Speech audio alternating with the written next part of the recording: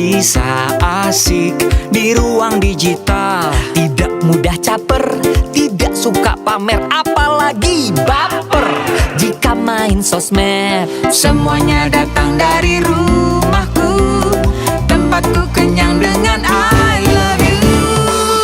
Kita keluarga makin cakap digital, dari Indonesia.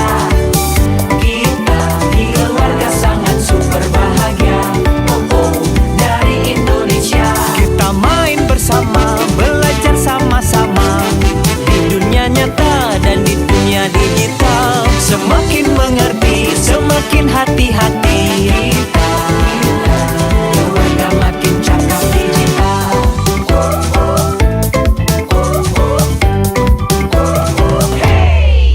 Semua memang sibuk, tapi semua mau punya waktu untuk saling membantu, bekerja sama untuk saling menjaga, berhati-hati menyaring berita. Semuanya datang dari rumahku, tempatku kenyang dengan I love you. I love you. Kita keluarga makin cakap digital, dari Indonesia. Kita keluarga sangat super bahagia, dari Indonesia. We are very super happy family, dari Indonesia. Kita keluarga sangat super bahagia, dari Indonesia. Kita main bersama, belajar sama-sama di dunia nyata dan di dunia digital. Semakin mengerti, semakin hati-hati. Kita keluarga makin cakap digital. Kita keluarga makin cakap digital.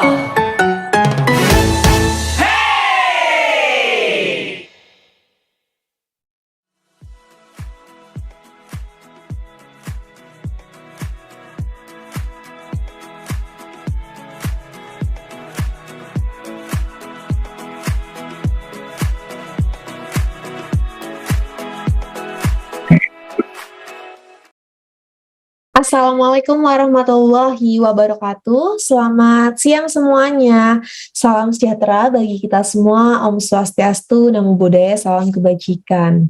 Selamat datang di acara Makin Cakap Digital 2023 di segmen pendidikan wilayah DKI Jakarta, Banten, dan sekitarnya dengan tema teknologi untuk mendukung proses belajar dan mengajar.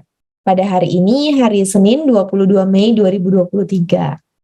Sebelumnya perkenalkan, saya Hirza Zanuba yang akan memandu acara kita pada siang hari ini.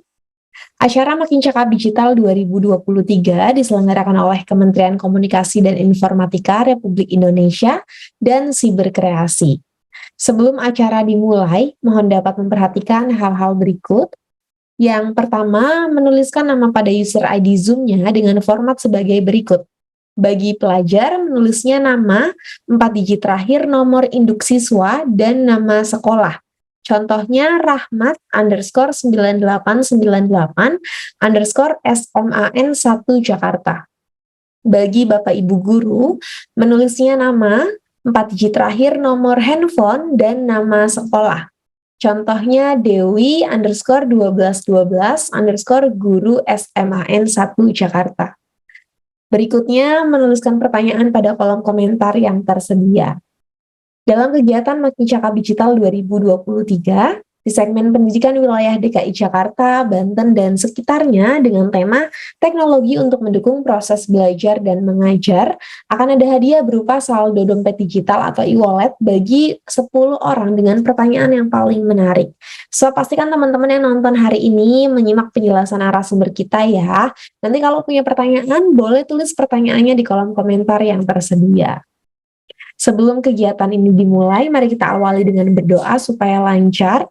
Berdoa sesuai dengan agama dan kepercayaan masing-masing dimulai.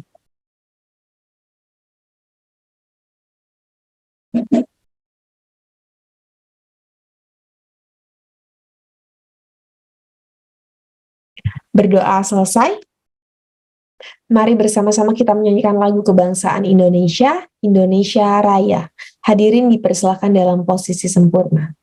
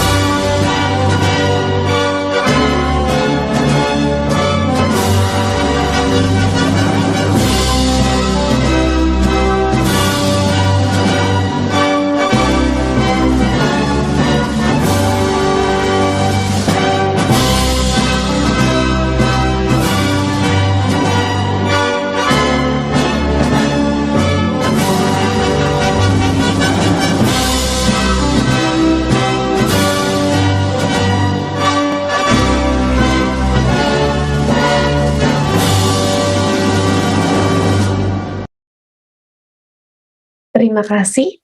Berikutnya kami persilakan Bapak Samuel Abdijani Pangerapan selaku Dirjen Aplikasi Informatika Kementerian Komunikasi dan Informatika Republik Indonesia untuk memberikan kata sambutan. Waktu dan tempat kami persilakan. Assalamualaikum warahmatullahi wabarakatuh. Salam sejahtera, Om Swastiastu, Namo Buddhaya, salam kebajikan, salam sehat bagi kita semua. Bapak Ibu tamu undangan dan para narasumber yang saya hormati, juga rekan-rekan peserta kegiatan program literasi digital nasional dengan hashtag Indonesia Makin Cakap Digital. Merupakan suatu kebanggaan bagi saya pribadi untuk turut hadir dan membuka kegiatan kelas literasi digital, khususnya bagi rekan-rekan komunitas, media, serta para pemangku kepentingan majemuk lainnya di seluruh wilayah Indonesia termasuk wilayah 3T. Melalui kegiatan kali ini, izinkan saya untuk menyampaikan sepatah dua patah kata yang saya harap dapat menjadi bara semangat untuk Bapak Ibu sekalian dalam bergandengan tangan mewujudkan Indonesia Makin Cakap Digital. Bapak Ibu hadirin yang terhormat, pesatnya perkembangan teknologi yang semakin terpacu dengan adanya pandemi COVID-19 telah mendorong kita untuk berinteraksi dan melakukan berbagai kegiatan aktivitas di ruang digital. Kehadiran teknologi digital sebagai bagian dari kehidupan bermasyarakat inilah yang kian mempertegas bahwa kita sedang berada di era percepatan transformasi digital. Pada awal tahun 2022 ini, Hootsuite dan We Are Social melaporkan bahwa jumlah pengguna internet di Indonesia telah mencapai 204,7 juta orang atau meningkat 2,1 juta dari tahun sebelumnya. Saya yakin angka ini akan terus meningkat dari tahun ke tahunnya. Namun, masifnya penggunaan internet di Indonesia harus kita akui membawa serta berbagai risiko, seperti penipuan online, hoax, cyberbullying, dan konten-konten negatif lainnya. Oleh karena itu, peningkatan penggunaan teknologi ini perlu diimbangi dengan kapasitas literasi digital yang mumpuni, agar masyarakat dapat memanfaatkan teknologi digital dengan produktif, bijak, dan tepat guna. Survei nasional literasi digital yang kami lakukan tahun lalu menemukan bahwa saat ini indeks literasi digital masyarakat Indonesia masih berada pada angka 3,49 dari skala 5, yang artinya masih di kategori sedang, belum mencapai kategori baik. Angka ini perlu terus kita tingkatkan, dan menjadi tugas kita bersama untuk membekali masyarakat kita dengan kemampuan literasi digital agar selalu siap dalam mengawal percepatan transformasi digital nasional. Bapak Ibu yang saya hormati, Kementerian Kominfo mengembang mandat dari Presiden Joko Widodo sebagai garda terdepan dalam memimpin upaya percepatan transformasi digital bangsa Indonesia. Dalam mencapai visi dan misi tersebut, Kementerian Kominfo memiliki peran sebagai regulator, fasilitator, dan akselerator di bidang digital di Indonesia. Dalam rangka menjalankan salah satu mandat tersebut terkait pengembangan SDM digital, Kementerian Kominfo bersama Gerakan Nasional Literasi Digital Cyberkreasi serta mitra dan jejaringnya hadir untuk memberikan pelatihan literasi digital yang menjadi kemampuan digital tingkat dasar bagi seluruh lapisan masyarakat Indonesia. Berbagai pelatihan literasi digital yang kami berikan berbasis 4 pilar utama, yaitu kecakapan digital, budaya digital, etika digital, dan keamanan digital. Hingga tahun 2021 lalu, program literasi digital ini telah berhasil menjangkau lebih dari 12 juta masyarakat di 514 kabupaten kota pada 34 provinsi di seluruh Indonesia. Bapak, Ibu, dan hadirin yang saya hormati, peningkatan literasi digital masyarakat adalah pekerjaan besar. Oleh karena itu, kami tidak dapat bekerja sendiri. Diperlukan kolaborasi yang baik agar tidak ada masyarakat yang tertinggal dalam proses percepatan transformasi digital ini. Prinsipnya adalah nobody left behind. Untuk itu, apresiasi saya ucapkan kepada semua pihak yang telah bekerja sama dalam menyelenggarakan kelas literasi digital pada hari ini. Saya berharap kegiatan ini dapat mendorong terciptanya talenta-talenta digital baru di Indonesia yang lebih berkualitas dan siap dalam membantu mewujudkan Indonesia Digital Nation. Demikian sambutan yang dapat saya sampaikan. Selamat mengikuti kegiatan, tetap semangat, dan semoga Tuhan Yang Maha Esa menyertai langkah kita bersama dalam memajukan Indonesia. Indonesia terkoneksi, semakin digital, semakin maju. Salam literasi digital. Wassalamualaikum warahmatullahi wabarakatuh. Om Santi Santi Santi Om. Terima kasih Bapak Samuel Abrijani Pangharapan yang telah memberikan kata sambutannya. Selanjutnya, kami persilahkan Ibu Elis Rukoyah MPD selaku staf pengajar SMA Negeri 4 Pandeglang untuk memaparkan materinya kurang lebih 10 menit. Kepada Ibu Elis Rukoyah, waktu dan tempat kami persilahkan.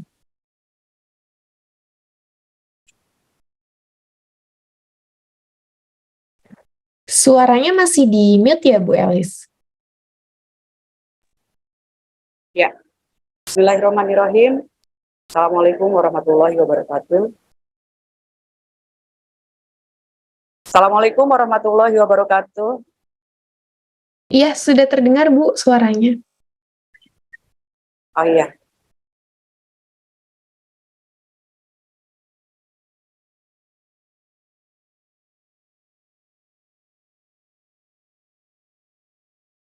Bentar. Bu, kamu muncul sih di sini. Gimana Bu, ada kendala? Kendalanya nggak muncul. Share screen-nya ya? Ya. Oke, sudah.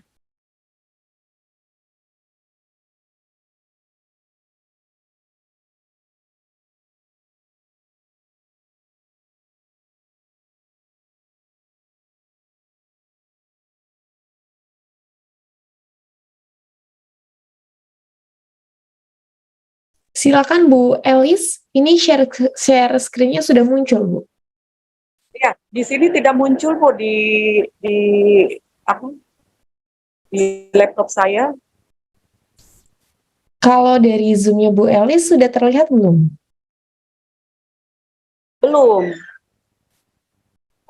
Kakak admin boleh dibantu, boleh di stop share dulu. Ini yang share screen dari studio ya? Ya.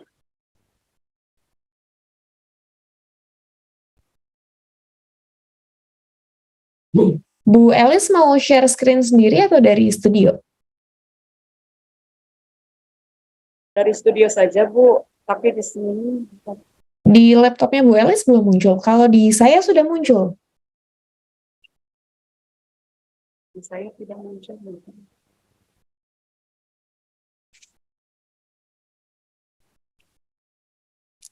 Boleh stop share dulu kakak mungkin? Oke. Boleh coba di-share lagi kak? Sudah muncul Bu Elis? Di saya sudah muncul lagi nih Bu. Sudah terlihat Ibu Elis? Halo?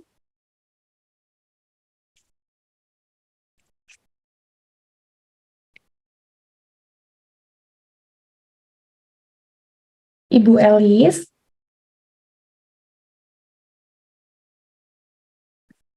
Ibu ini kan di-share-nya dari studio, jadi dari laptop Ibu nggak akan muncul. Ibu bisa lihatnya dari Zoom-nya aja, Bu.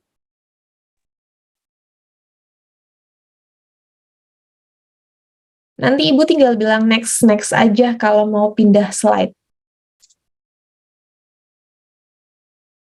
Bu Elisnya menghilang ya. Oh, masih ada. Halo, Ibu Elis. Iya Bu, halo. Ibu ini di-share dari studio, di laptop Ibu nggak akan muncul. Ibu lihatnya dari Zoom aja, Bu. Kalau mau pindah slide, Ibu bilang next aja. Nanti dari studio ada adminnya. Baik, sebentar ya Bu.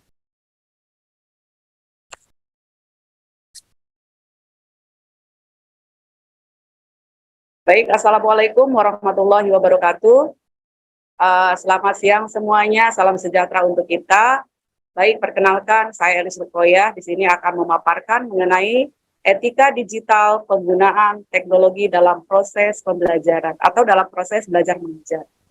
Baik, anak-anak hebat dan seluruh peserta yang ada di ruangan ini, kenapa kita harus memiliki etika digital yang baik? Pertama, di dalam ada etika digital yang baik. Dalam ruang digital kita akan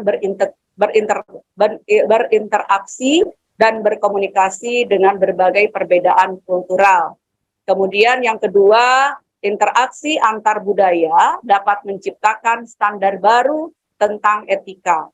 Yang ketiga, dengan media digital, setiap warganet berpartisipasi dalam berbagai hubungan dengan banyak orang melintasi geografis dan budaya. Lalu yang keempat, mereka dengan berbagai cara membangun hubungan lebih jauh dan berkolaborasi dengan orang lain. Lalu yang berikutnya, maka segala aktivitas digital di ruang digital dan menggunakan media digital memerlukan etika digital. Pada dasarnya etika digital itu perlu dimiliki oleh setiap pengguna digital. Next, selanjutnya, netiquette. Ya. Ketika berbicara tentang etika digital, etika berinternet tentunya akan berkaitan dengan tata krama dalam menggunakan internet. Nah, di sini kita harus selalu menyadari bahwa kita berinteraksi dengan semua manusia nyata di jaringan yang lain. Bukan sekedar dengan deretan karakter huruf di layar monitor, namun dengan karakter manusia sesungguhnya. Ya, pada dasarnya di dalam penggunaan jejaring di sini, kita tentu akan dihadapkan dengan manusia, walaupun berbeda tempatnya. Selanjutnya, untuk kompetensi literasi digital terkait dengan etiket, yang pertama, mengakses informasi sesuai dengan etiket di platform digital. Yang kedua, memahami etiket upaya membentengi diri dari tindakan negatif di platform digital. Selanjutnya, memverifikasi pesan sesuai dengan standar etiket, lalu berpartisipasi membangun relasi sosial dengan menerapkan etiket. Selanjutnya, berkolaborasi data dan informasi dengan aman dan nyaman di platform digital. Lalu, memproduksi dan mendistribusikan informasi di platform digital, serta menyeleksi dan menganalisis informasi saat berkomunikasi di platform digital. Lalu apa saja ruang lingkup etika? Yang pertama, adanya kesadaran. Ya, adanya kesadaran di sini bagaimana melakukan sesuatu dengan sadar atau memiliki tujuan. Selanjutnya, tanggung jawab. Ya, tanggung jawab di sini berarti dengan kemauan bagaimana menanggung konsekuensi dari perilaku. Yang berikutnya, integritas. Dalam ruang lingkup etika digital di sini ada integritas. Apa saja? Di antaranya adalah kejujuran, menghindari plagiasi, manipulasi, dan sebagainya. Lalu yang berikutnya adalah kebajikan. Nah, kebajikan di sini adalah hal-hal yang bernilai kebermanfaatan, kemanusiaan, dan kebaikan. Ada 5 prinsip dasar etika berinternet. Ya. Perhatikan, di sini ada jejak digital. Yang kedua, jangan sebarkan kebencian, ya, atau yang mungkin yang sekarang sedang marak itu adalah berita hoax, ya. Selanjutnya, jangan berkata kasar. Berikutnya, perhitungkan reaksi yang akan muncul. Dan yang terakhir, perhatikan waktu dan durasi menggunakan medsos. Nah, ini tentu ada hal yang sangat besar bagi anak-anak peserta didik tentunya dalam hal penerapan prinsip dasar etika berinternet. Selanjutnya, teknologi yang mendukung proses belajar mengajar. Nah, ini tentu berkaitan dengan teknologi digital. Ya, apa saja? Tentu yang mendukung di sini adanya aplikasi penunjang tatap muka online. Seperti yang sekarang sedang berlangsung melalui Zoom, kemudian Microsoft Teams, Google Meet, WhatsApp, Skype, dan tentunya banyak hal, ya. Selanjutnya, aplikasi untuk menyebarkan materi pendidikan. Ya, tentu para pelajar di sini banyak menggunakan aplikasi untuk menyebarkan materi pendidikan, diantaranya ada Rumah Belajar, kemudian Google for Education, kemudian ada Microsoft Office 365, ya, atau Kuiper, atau yang lainnya yang bisa dimanfaatkan. Selanjutnya ada aplikasi menuangkan materi pendidikan secara online. Ya, tentu pada saat pembelajaran daring, anak-anak atau peserta didik di sini dapat memanfaatkan Google Classroom, kemudian Ruang Guru, ada Genius, ada Microsoft 365, dan tentunya banyak sekali yang bisa dimanfaatkan. Baik, selanjutnya etika dalam proses belajar online, apa saja diantaranya? Yang pertama, harus mengikuti kegiatan belajar tepat waktu. Lalu, menyalakan kamera dan izin jika keluar kelas. Kemudian, bagaimana bahasa yang digunakan? Ya, tentu bahasa yang digunakan itu harus menggunakan bahasa yang baik, sopan, ya, sesuai dengan kaidah dan tutur bahasa yang digunakan di masyarakat kita. Lalu, mematikan suara jika sedang ada penjelasan. Nah, bagaimana penampilan? Ya, ketika kita menggunakan media untuk proses belajar mengajar, penampilannya harus rapi dan sopan. Ya, kalau kalian sebagai pelajar tentunya harus menggunakan seragam, ya, seragam sekolah sebagai identitas. Lalu tidak sambil makan, minum, dan melakukan aktivitas yang lain. Ya, tentu itu yang tidak sesuai. Selanjutnya, apa saja yang harus dilakukan? Pada dasarnya ada 5, ya, ada 5 tahapan yang disingkat dalam istilah SING, ya. SING itu yang berarti yang pertama adalah true, ya. True di sini adalah fakta atau hoax, gitu. Jadi kalau berinternet itu harus melakukan 5 tahapan true, fakta atau hoax. Kalau misalnya fakta boleh disebar, tapi kalau hoax tidak perlu. Lalu yang berikutnya helpful. Apakah berita yang kita lakukan itu bermanfaat atau tidak? Kalau bermanfaat bisa dibagikan, tapi kalau tidak, ya tidak perlu. Kemudian information bisa dipertanggungjawabkan. Artinya informasi yang kita sampaikan kepada halayak ramai itu harus dipertanggungjawabkan. Jangan sampai nanti informasi yang kita sebarkan itu tidak bisa dipertanggungjawabkan. Berikutnya adalah needed, ya. Artinya informasi yang kita bagikan melalui informasi digital ini membantu orang lain atau tidak. Jika membantu, kita sampaikan, kita sebarkan. Tapi jika tidak, ya jangan. Ya cukup hanya pada diri kita. Jadi tidak perlu disebarluaskan sehingga akan menimbulkan kericuhan, ya. Lalu yang berikutnya adalah kind. Ya, kind ini ada artinya bijak dan sopan, ya. Bijak dan sopan, atau juga tidak melakukan perbuatan yang kasar. Baik, selanjutnya untuk peningkatan penggunaan teknologi ini perlu diimbangi dengan kapasitas literasi digital yang mumpuni tentunya, ya. Agar apa? Agar masyarakat dapat memanfaatkan teknologi dengan produktif, kemudian bijak dan tepat guna. Ini sebagaimana yang disampaikan oleh Dirjen Aptika Kominfo, ya, Samuel Abrijani Pangarep. Nah ini jadi ketika kalian misalnya menggunakan media digital, kenapa? Tujuannya tentunya untuk meningkatkan kemampuan penggunaan teknologi, ya. Ini juga harus diimbangi dengan kapasitas literasi digital. Nah, mungkin itu saja yang bisa saya paparkan. Terima kasih. Assalamualaikum warahmatullahi wabarakatuh. Waalaikumsalam warahmatullahi wabarakatuh. Terima kasih Ibu Elis Rukoyah yang telah memberikan paparan materinya tadi dari pilar etika digital. Sebelum kita memasuki sesi paparan materi dari para narasumber, mari sama-sama kita saksikan video 4 jurus makin cakap digital. Kita tahu kalau tiap harinya di internet itu banyak masalah.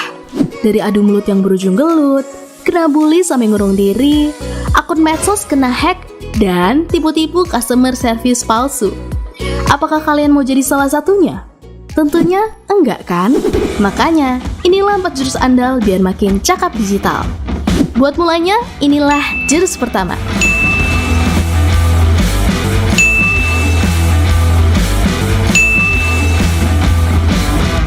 Kita mesti jaga etika biar netizen Indonesia nggak lagi dikenal paling nggak sopan se-Asia Tenggara. Bayangin etika di dunia maya itu sama pentingnya kayak dunia nyata. Lalu biar internet makin tentram, tanpa perpecahan, inilah jurus kedua.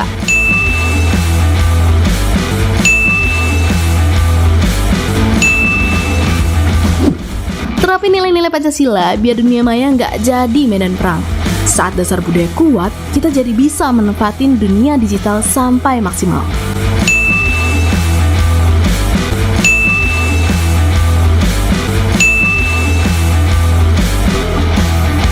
Makanya, di jurus ketiga ini, semakin kita jago bahkan bisa cari ilmu dan cari uang. Dan saat kejahatan mengancam, kuasai jurus keempat biar tetap aman. Para penipu bakal takluk sama kita.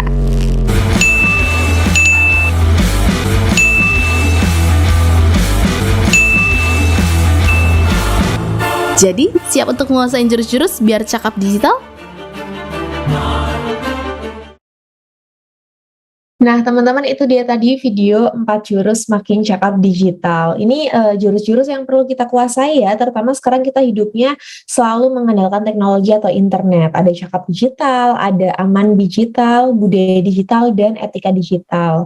Apalagi kalau di internet itu kan banyak sekali kejahatan-kejahatan digital yang terjadi. Untuk itu, perlu sekali kita menjadi seorang yang cakap ketika berinteraksi di internet. Dan yang paling penting dalam berinteraksi di dunia digital, kita tetap harus menerapkan nilai-nilai Pancasila. Karena sebenarnya dunia nyata sama dunia digital itu sama aja. Yang membedakan kalau dalam dunia digital ada layar monitornya. Oke, pada kesempatan ini Makin Cakap Digital 2023 di segmen pendidikan wilayah DKI Jakarta, Banten, dan sekitarnya, kita akan membawakan topik teknologi untuk mendukung proses belajar dan mengajar. Untuk mengasah digital skills-nya, netizen asyik nih tentang pentingnya kecakapan digital dalam berinteraksi di internet. Oleh karena itu, pada sesi hari ini kita akan membahas secara lengkap dan menyeluruh dari 3 aspek. Yang pertama ada kecakapan digital, keamanan digital, dan juga budaya digital. Selama kurang lebih 2 jam ke depan, kegiatan Makin Cakap Digital 2023 di segmen pendidikan wilayah DKI Jakarta, Banten, dan sekitarnya akan menghadirkan pembicara yang memang ahli di bidangnya masing-masing. Pembicara akan berbagi ilmu dan juga informasi tentang literasi digital. Kalau gitu saya akan perkenalkan pembicara kita hari ini. Yang pertama kita punya Bapak Ferianto S. Hood, beliau merupakan founder blogger Kuburaya. Yang kedua kita punya Bapak Aldiar, beliau merupakan UI UX designer. Dan yang terakhir kita punya Ibu Hani Purnawanti, beliau merupakan pengurus pusat RTIK Indonesia. Wah, keren-keren semua ya narasum kita hari ini. So, pastikan teman-teman netizen asyik menyimak penjelasan mereka, karena akan ada hadiah bagi 10 orang dengan pertanyaan yang paling menarik. Oke, langsung saja kita masuk ke sesi paparan materi para narasumber. Kita sambut narasumber yang pertama, ada Bapak Aldiar. Halo, selamat siang Pak Aldiar, apa kabar? Halo, siang. Alhamdulillah kabar baik. Alhamdulillah, Bapak, hari ini kita mau bahas dari pilar keamanan digital ya. Mungkin nanti di paparannya Pak Aldiar akan dijelaskan hal-hal apa saja sih yang mungkin harus kita hindari dan kita waspadai ketika kita berinteraksi di dunia digital, supaya terhindar dari kejahatan-kejahatan digital. Kalau gitu langsung saja kami persilakan Bapak Aldiar untuk membagikan paparannya mengenai tema teknologi untuk mendukung proses belajar dan mengajar dari pilar keamanan digital. Waktunya 15 menit, silakan Bapak. Oke, terima kasih Kak Zaza atas waktunya. Selamat siang menjelang sore semuanya. Adik-adik, selamat bergabung. Semoga semuanya dalam kondisi yang sehat walafiat. Oke, jadi saya langsung share screen.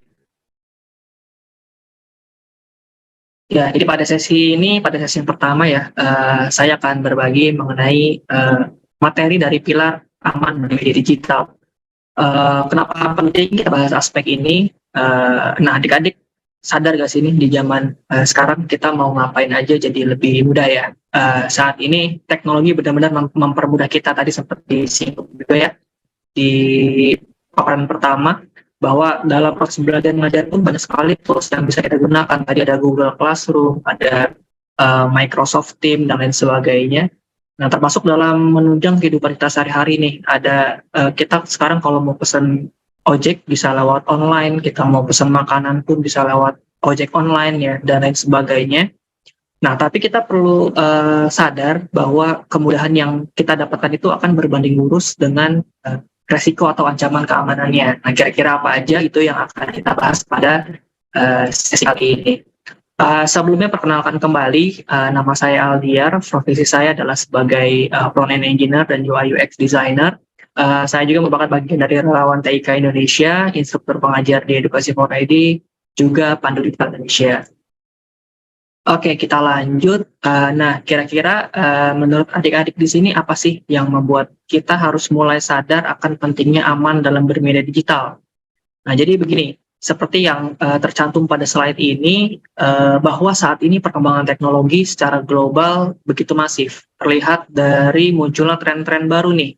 Ada metaverse yang rame tuh ya di era-era pandemi, kemudian ada blockchain hingga artificial intelligence atau AI yang sekarang lagi hangat banget nih dibicarakan dimanapun.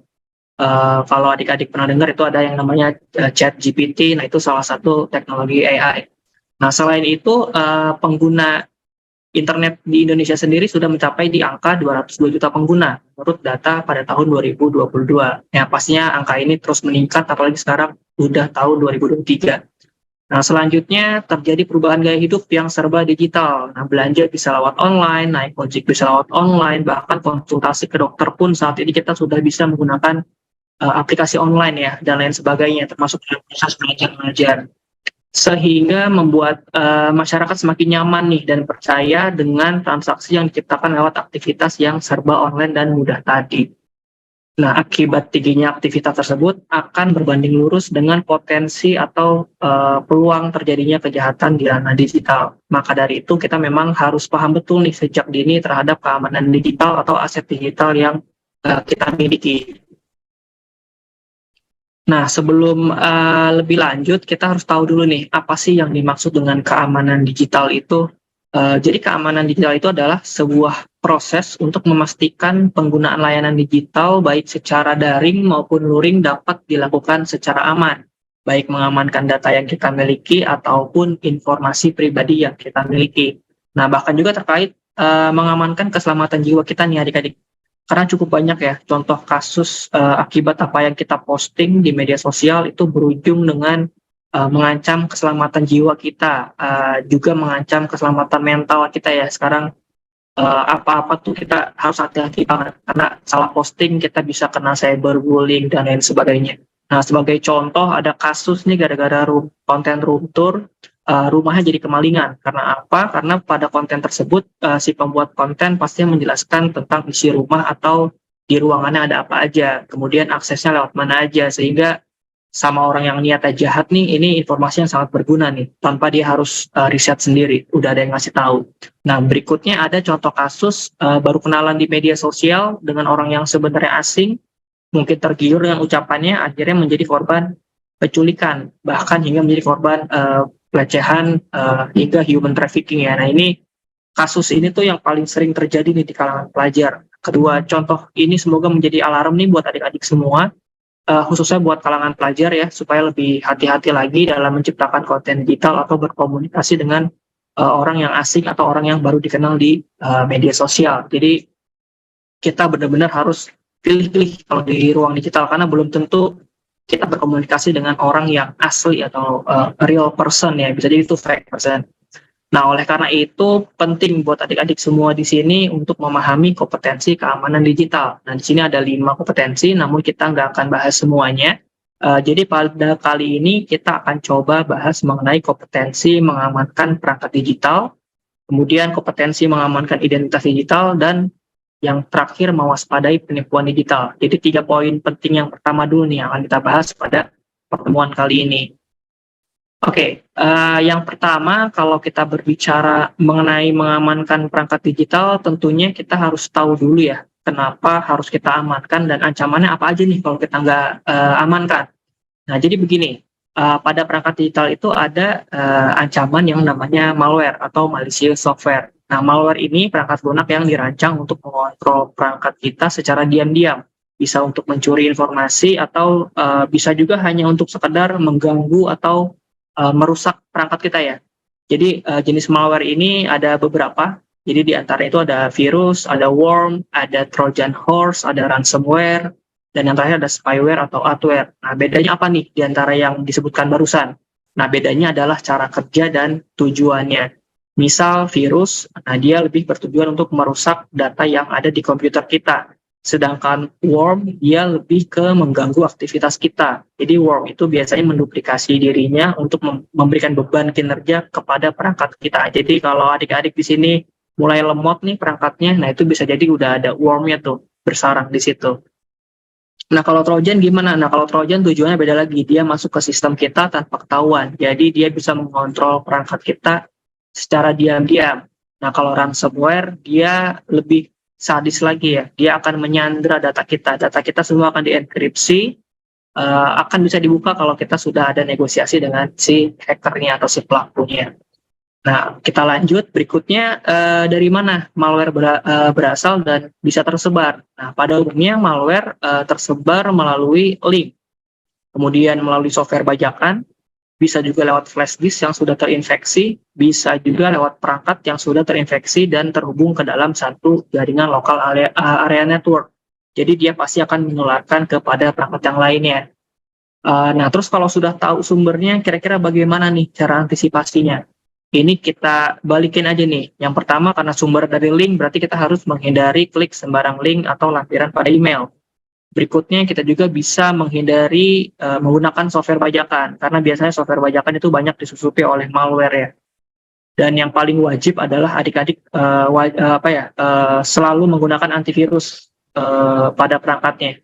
Jadi nggak harus yang berbayar, kita bisa pakai antivirus bawaan operating system. Kalau kita update secara berkala, pasti dia akan memiliki fungsi yang cukup membantu kita untuk menangkal malware. Nah, semoga sampai di sini adik-adik sudah mulai kebayang nih. Ternyata selama ini saya masih kurang safe dalam berdigital, saya masih suka sering klik sembarang link, saya masih suka install software bajakan. Nah, itu mulai diubah tuh perilaku-perilaku seperti itu. Mungkin saat ini belum kerasa nih, tapi kalau sudah mulai tahu ada yang namanya malware, pasti mulai dirasa-rasa dan mulai kerasa. Itu harus diubah perilaku seperti itu. Nah, berikutnya sebelum kita melanjutkan materinya, ada video yang durasinya 1 menit ya. Semoga 1 menit ini dapat mencerahkan adik-adik semua di sini. Dan video ini akan berelasi atau berkaitan dengan apa yang akan kita bahas selanjutnya. Jadi tanpa berlama-lama, kita tonton dulu videonya.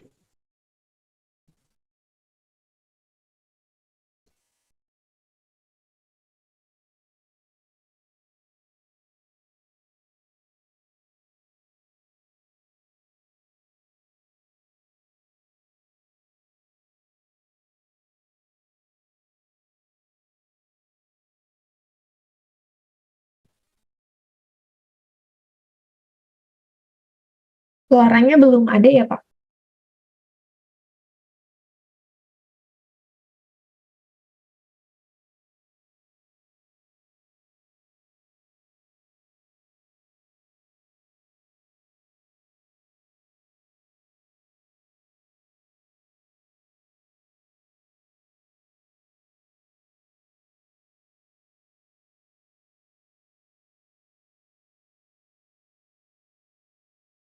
Oke, jadi seperti itu ya adik-adik videonya. Semoga makin cerah nih terhadap keamanan informasi pribadi yang kita miliki ya. Jadi di sini tuh semoga kita makin sadar seberapa penting. Mungkin awal kita menganggap tidak penting ya kita membagikan informasi tanggal ulang tahun kita, kemudian alamat rumah kita. Mungkin saat ini masih dirasa itu hal-hal yang biasa, tapi kalau kita sudah masuk ke ranah yang sifatnya kita sudah memiliki akun-akun yang sudah berrelasi dengan data-data tadi, akun finansial biasanya, nah itu akan menjadi sangat berbahaya kalau kita bagikan. Jadi karena jika semua informasi tentang kita berhasil diketahui nih oleh orang berniat jahat, orang yang tidak bertanggung jawab, jadi orang itu bisa aja nih menyamar menjadi diri kita, berpura-pura menjadi kita, kemudian data kita disalahgunakan. Bisa untuk memeras orang lain atau membobol akun finansial kita, itu yang paling fatal. Nah, video tadi akan berhubungan dengan apa yang akan kita bahas selanjutnya, yaitu ancaman pada identitas digital. Kalau di contoh tadi kan datanya dengan sukarela atau tanpa sengaja ya disebarkan oleh si korbannya. Nah, yang akan kita bahas ini lebih ke upaya seseorang yang berusaha mendapatkan atau mencuri informasi pribadi kita.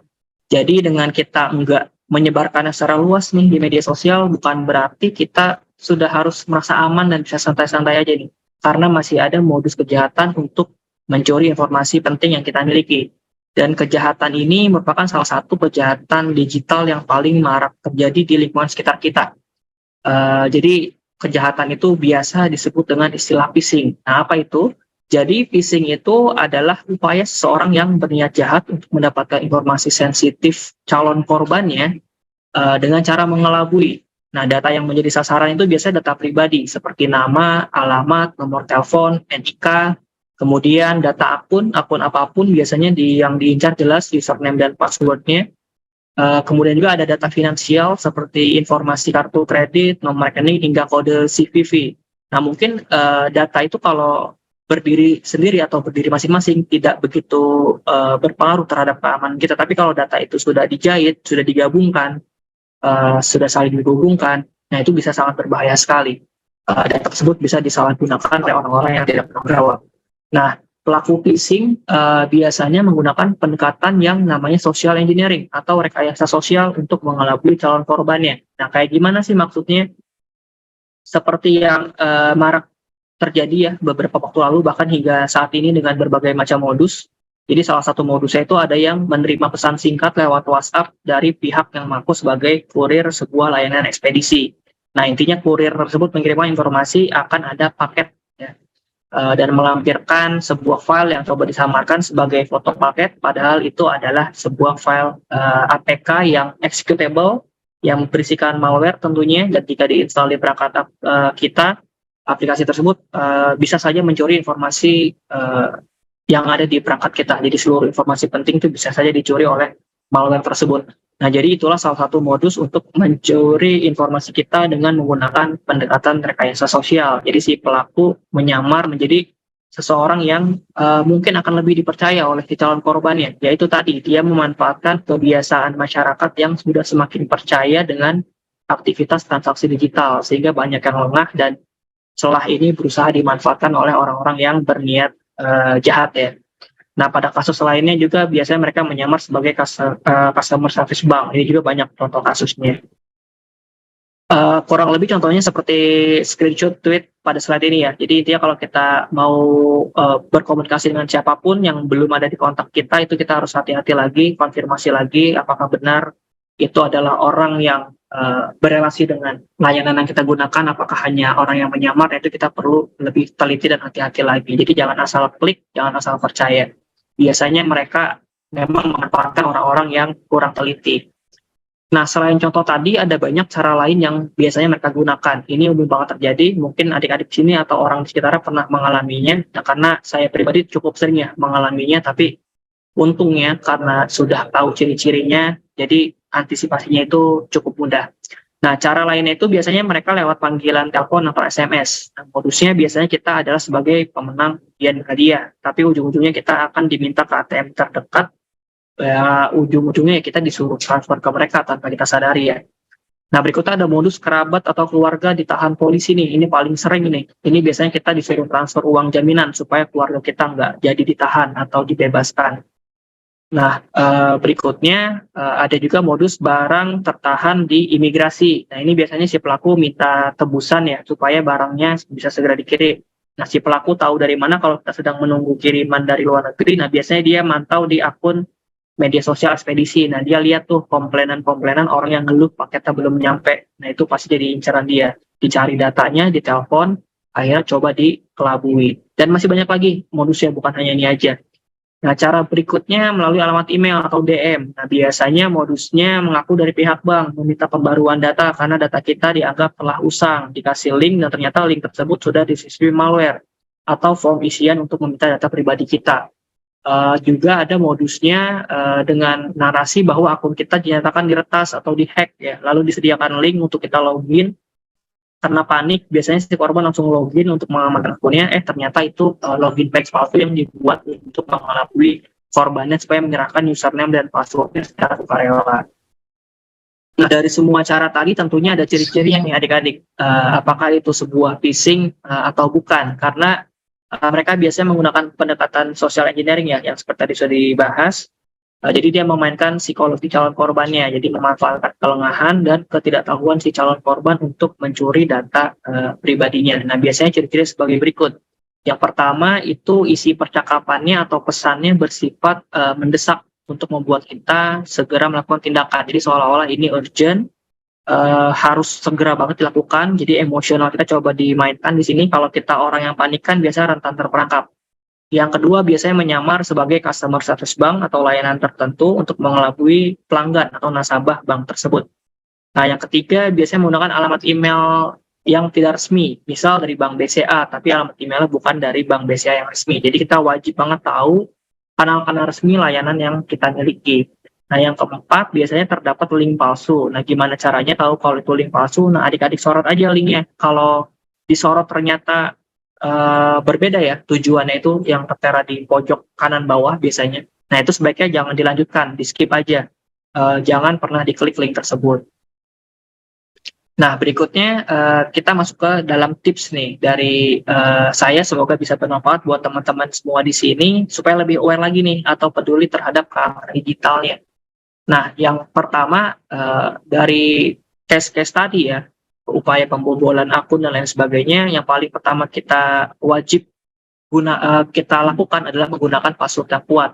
Nah, seperti apa password yang kuat itu? Nah, kriterianya kurang lebih seperti pada slide ini. Jadi, password itu harus panjang dengan kombinasi huruf, angka, dan spesial karakter. Kemudian jangan menggunakan password yang berhubungan dengan informasi pribadi, misal tanggal lahir atau NIK dan lain sebagainya. Kemudian gunakan password yang berbeda di setiap akun, supaya apa? Kalau salah satu akun kita bocor, yang lain nggak ikutan bocor. Nah, yang terakhir, upayakan ganti password secara berkala supaya makin sulit ditebak. Nah, tapi kan bikin password yang kuat dan mudah diingat itu susah. Nah, ini benar banget, karena saya juga mengalaminya, bikin password yang kuat dan mudah diingat itu susah. Nah, ini saya kasih tips tambahannya, tutorial membuat password yang kuat dan mudah diingat. Nah, yang pertama, adik-adik bisa pikirkan satu kalimat yang mudah dihafal. Misal di sini ada kalimat, aku ingin menjadi cakap digital agar selalu aman di dunia manapun aku berada. Nah, yang kedua, ambil huruf depan dari setiap kata di kalimat tersebut. Nah, seperti yang saya kasih warna merah, di depan berarti ada huruf AIM, MCD, ASA, DM, AB. Nah, berikutnya yang ketiga, ubah huruf vokal menjadi kapital. Nah, berarti di sini ada huruf A, I, AA yang harus kita konversi menjadi huruf kapital. Nah, yang keempat, ubah huruf yang bisa dikonversi menjadi angka. Berarti di sini ada huruf A yang bisa kita ganti jadi angka 4, huruf I yang bisa kita ubah jadi angka 1, dan huruf S yang bisa kita ubah jadi angka 5. Dan yang terakhir, kita tambahkan spesial karakter di sini. Misalnya ada tanda seru di depan, kemudian dan tanda kabar di belakang. Nah, kita bisa lihat nih hasilnya seperti apa. Ini pasti sulit banget ditebaknya, termasuk sama dari kita sendiri.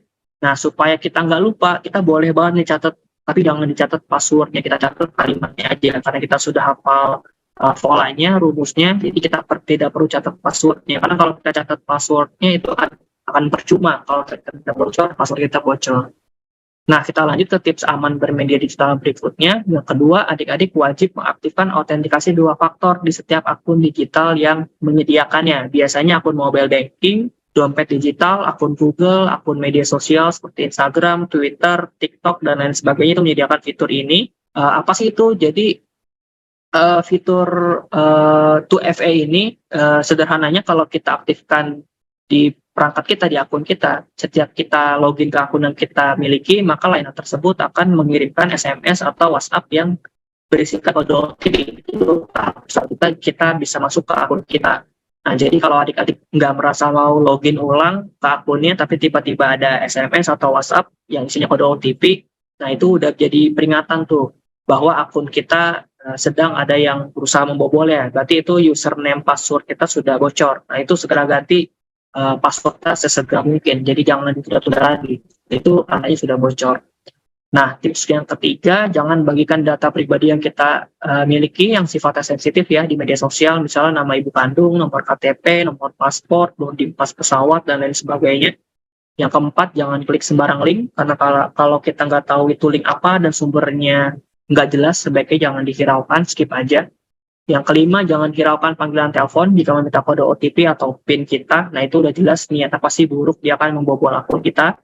Yang keenam, sebisa mungkin kita berkomunikasi dengan orang yang jelas latar belakangnya di media sosial. Untuk apa? Untuk menghindari kejadian-kejadian seperti penculikan, penipuan, dan lain sebagainya. Yang ketujuh, pastikan adik-adik install aplikasi dari sumber yang resmi aja, misal dari Google Play Store atau Apple App Store. Dan yang terakhir, gunakan antivirus di perangkat komputer dan update secara berkala. Nah, ini penting banget. Percuma kita lakukan yang lain, tapi kita nggak perlu pakai antivirus. Oke, akhirnya kita masuk ke dalam kesimpulan. Jadi, setelah apa yang kita bahas pada sesi ini, yang bisa ditarik kesimpulannya adalah tidak ada yang aman 100% di dunia digital. Yang bisa kita lakukan adalah mengurangi resikonya sedapat mungkin. Keamanan berbanding terbalik dengan kemudahan, sedikit lebih ribet dan waspada akan membuat kita lebih aman di dunia digital. Dan yang terakhir, selalu berpikir kritis dan tidak mudah percaya dengan semua yang kita dapat di internet. Oke, itu aja yang bisa saya sampaikan pada kesempatan kali ini. Semoga bermanfaat untuk semuanya. Untuk lebih lengkapnya, adik-adik bisa unduh modul aman bermedia digital di literasidigital.id. Untuk yang lebih detailnya ya. Nah, ini kurang lebihnya mohon maaf. Saya kembalikan ke moderator. Wassalamualaikum warahmatullahi wabarakatuh. Waalaikumsalam warahmatullahi wabarakatuh. Terima kasih Pak Aldiar atas paparan materinya tadi dari pilar keamanan digital. Pak, ngomongin soal jejak digital. Kalau misalnya ini dulu kita belum tahu, ternyata kita posting sesuatu yang salah, itu bisa nggak sih benar-benar terhapuskan dari rekam jejak kita? Kalau di sosial media kita tentu akan hilang ya, datanya akan terhapus, nggak akan bisa dicari lagi, tapi kita nggak tahu nih di servernya sana apakah masih tersimpan atau sudah benar-benar hilang. Jadi memang kalau kita sudah terlanjur punya rekam jejak yang tidak bagus ya di media sosial, yang kurang baik, nah itu kita tutupi aja dengan rekam-rekam yang bagus. Jadi semoga supaya yang buruk itu tertutup sama yang bagus gitu. Karena kita nggak tahu, kalau kita udah hapus pun kita nggak tahu apakah sudah ada yang screenshot atau apa, dan itu nggak tahu. Oke, jadi walaupun kita sudah hapus, itu belum tentu benar-benar hilang ya dari rekam jejak digital kita ya. Oke, baik. Terima kasih Pak Aldiar. Jangan kemana-mana, nanti kita akan ketemu di sesi Q&A. Buat teman-teman yang punya pertanyaan untuk Pak Aldiar, boleh tulis pertanyaannya di kolom komentar ya. Nanti saya akan bacakan pertanyaan yang paling menarik. Sebelum lanjut ke narasumber berikutnya, saya mau remind dulu untuk netizen asyik Indonesia, jangan lupa untuk mengisi link daftar hadir. Linknya pastikan teman-teman sudah melakukan pendaftaran atau registrasi secara online pada link s.id/litik Jakarta Banten 064. Nanti mengisi link daftar hadir yang ada di s.id/litik Jakarta Banten 064 absen. Nanti sertifikat elektroniknya akan kami kirimkan ke email masing-masing setelah acara ini selesai. Oke, kita lanjut ke narasumber berikutnya. Langsung saja kita sambut Bapak Ferianto. Halo, selamat siang Pak Ferianto, apa kabar? Halo, selamat siang Mbak. Alhamdulillah baik. Alhamdulillah Ada baik. Iya, kendala hari ini sedikit kita aja mau. tadi. Iya. Listrik mati di sini. Oh, listriknya mati. Iya, pindah ke kantor saya yang ada gensetnya ini. Oke, ini udah aman ya Pak ya. Insya Allah Sekarang aman. kita mau bahas pilar kedua, ngomongin soal kecakapan digital. Mungkin nanti Pak Ferry akan membahas bagaimana sih seorang yang cakap itu dalam memanfaatkan teknologi supaya maksimal dan optimal ya, terutama untuk proses belajar dan mengajar. Kalau gitu kami persilakan Bapak Ferianto untuk memberikan materinya mengenai tema teknologi untuk mendukung proses belajar dan mengajar dari pilar kecakapan digital. Waktunya 15 menit, silakan Bapak. Terima kasih Mbak.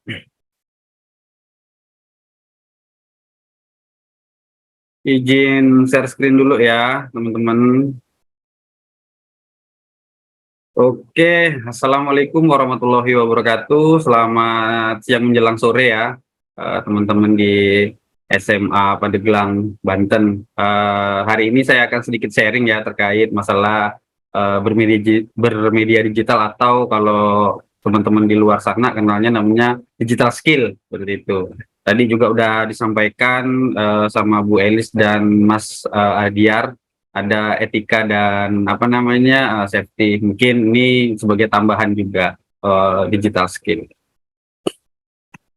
Jadi yang pertama mungkin izin memperkenalkan diri, nama saya Ferianto, aktivitas saya sehari-hari saya sebagai Direktur Yali Communication. Yali Communication ini adalah lembaga kursus dan pelatihan yang berfokus di bidang IT.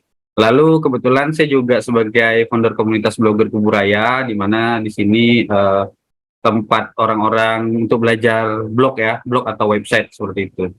Lalu yang berikutnya adalah apa namanya? Saya bekerja juga di salah satu perusahaan BUMN di Indonesia, Airnav Indonesia. Unit saya ada di IT Support and Networking. Selain itu saya juga Ketua Relawan TIK Provinsi Kalimantan Barat, lalu menjadi narasumber di beberapa kementerian. Nah, salah satunya juga Kementerian Kominfo. Nah, ini ada beberapa sertifikasi saya terkait IT ya, teman-teman. Jadi ini juga nanti teman-teman di SMA kalau misalnya udah tamat sekolah bisa juga apa namanya? Kalau ingin belajar bisa diadaptasi lah, kira-kira mau ngambil kejurusan apa seperti itu. Berdasarkan survei dari Hotsuite tahun 2022 per Februari di Indonesia terdapat 204,7 pengguna internet yang sebenarnya setara dengan 73,7 populasi Indonesia. Nah, kalau kita lihat data sebenarnya besar sekali pengguna internet di Indonesia. Cuman sayangnya berdasarkan survei dari BPS tahun 2018 bahwa dari 3 subindeks pembangunan teknologi informasi itu di skill atau kecakapan itu nilainya yang paling rendah. Nah, sebenarnya itulah kenapa Kominfo membuat kegiatan literasi digital agar masyarakat, anak-anak SMK, SMA, universitas ataupun umum dan komunitas biar paham ya tentang literasi digital itu apa gitu. Literasi digital itu ada berapa dan ada banyak apa saja yang harus dilakukan. Mungkin di awal tadi udah dijelaskan Bu Elis, ada apa namanya etika, lalu Mas Adiar ada juga skill safety, bagaimana cara mengamankan akun. Lalu dunia digital itu sebenarnya seperti dua belah mata pisau ya teman-teman. Kalau memang kita memanfaatkannya dengan benar bisa bernilai positif. Kalau misalnya kita menggunakannya dengan hal negatif ya bisa jelek juga untuk ke kita gitu. Apalagi sekarang undang-undang ITE udah sangat jelas ya. Jadi teman-teman jangan main-main dengan undang-undang itu karena udah banyak juga yang masuk penjara. Yang pertama mungkin kita bahas positifnya dulu ya tentang digital ini. Yang pertama mungkin pendidikan dan pembelajaran. Kalau misalnya dulu ya angkatan Bu Elis itu kalau misalnya kita mau belajar harus ke perpustakaan. Sulit ya memakan biaya dan lain-lain lah, banyak yang harus kita korbankan. Tapi sekarang teman-teman tinggal rebahan aja udah bisa mendapatkan informasi yang banyak ya. Apalagi sekarang udah teknologi IA ya. Jadi udah benar-benar semua udah gampang lah. Jadi tinggal niat ya mau atau tidak kita. Yang berikutnya komunikasi. Kalau misalnya dulu kita masih menggunakan telepon tembaga atau sebelumnya mungkin masih menggunakan surat. Sekarang kita di aplikasi WhatsApp itu udah menggunakan VoIP atau Voice of Internet. Jadi panggilan telepon menggunakan protokol IP atau menggunakan internet. Nah, ini udah sangat-sangat canggih ya. Bisa juga mengirim gambar, mengirim video dan lain-lain.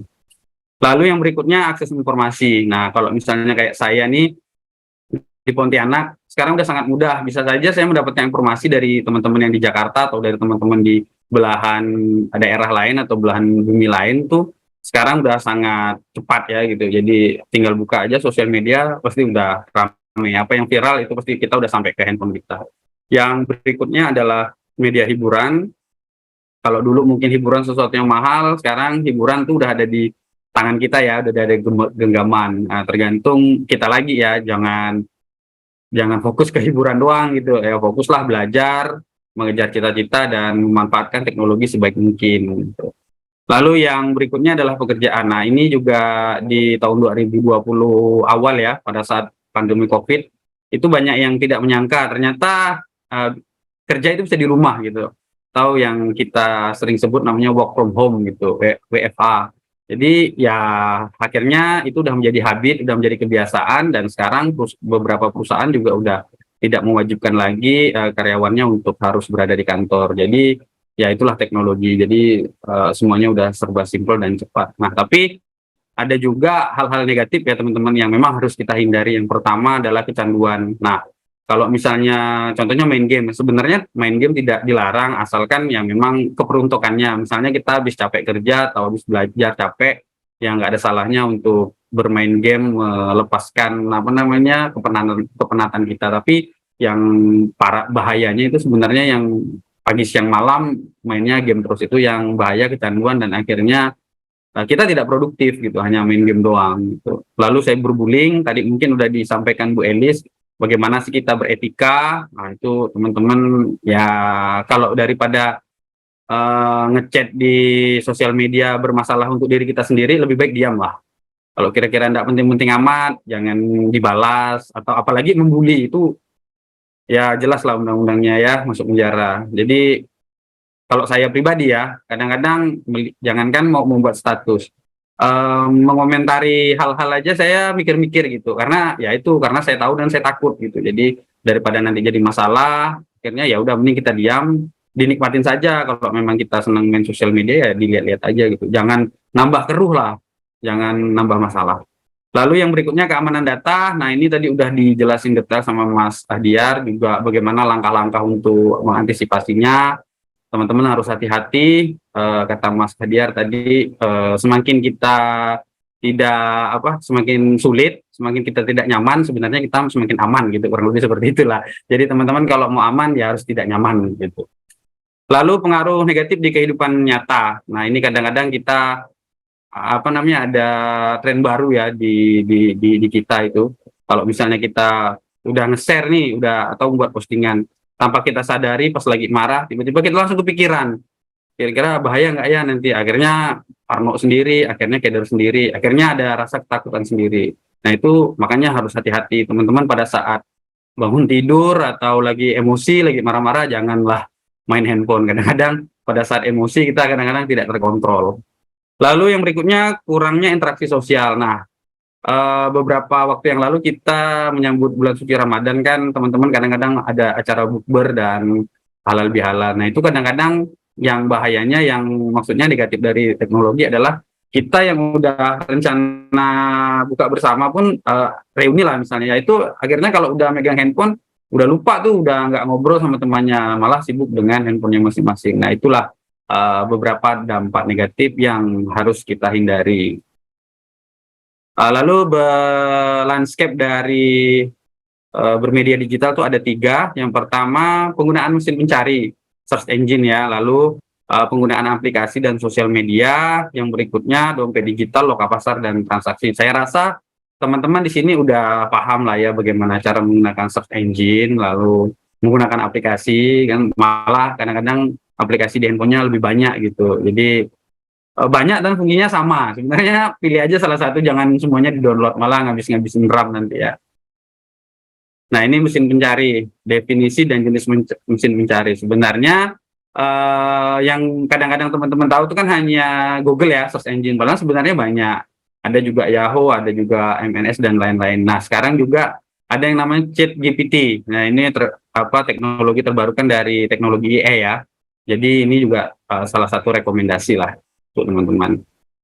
Aplikasi percakapan. Nah ini tadi saya sampaikan, sebenarnya kan banyak tuh aplikasi percakapan. Jadi jangan semua di-download gitu. Ya gunain salah satu aja yang fungsinya juga sama, bisa ngirim video, stiker, lalu video call, dan juga bisa untuk ngobrol, bisa buat grup gitu. Kalau kebanyakan aplikasi pun juga nanti ya memberatkan aplikasi kita, belum lagi kadang-kadang di handphone kita ada malware dan virus gitu. Jadi ya saran saya sih jangan semua aplikasi percakapan di-download lah. Pilih salah satu aja, pun fungsinya sama. Lalu ada dompet digital, loka pasar, dan transaksi. Nah ini saya rasa teman-teman juga udah ahli lah ya, udah biasa beli belanja online. Hati-hati juga jangan sampai ketipu. Tadi Mas Ahdiar juga udah sampaikan, hati-hati untuk terkait masalah data pribadi. Lalu rekomendasi aplikasi untuk belajar dan mengajar. Nah ini yang pertama ada Canva ya teman-teman. Jadi kalau misalnya dulu sebelum sekarang lah ya, itu kalau kami orang-orang IT itu biasanya menggunakan desain itu menggunakan aplikasi Photoshop dan Corel. Tapi kesini karena dia udah teknologi AI, jadi ya desainnya tuh bagus sekali gitu. Jadi desain kita yang menggunakan aplikasi jadul tuh akhirnya kalah gitu. Nah akhirnya saya pun yang udah terbiasa menggunakan aplikasi yang jadul, ya mau nggak mau belajar lagi, dan akhirnya sekarang ya didalemin lah bagaimana cara menggunakan Canva. Jadi tapi memang benar-benar powerful sih untuk Canva ini. Jadi ya itu tadi, kita jangan terpaku dengan jangan tergerus dengan teknologi lah gitu. Jangan mentang-mentang udah belajar yang jadul tapi kita nggak mau upgrade diri kita, tidak ingin memperbarui aplikasi, itu salah juga. Jadi ya selalu ikut perkembangan lah. Sekarang udah zamannya Canva, ya yang Photoshop dan Corel mungkin agak sedikit ditinggalkan, walaupun memang ada beberapa, kalau misalnya kita untuk cetak baliho besar dan lain-lain itu memang harus tetap menggunakan aplikasi tersebut. Ada min dan plusnya lah. Jadi ini Canva ini menurut saya sangat-sangat powerful untuk dipelajari dan untuk digunakan.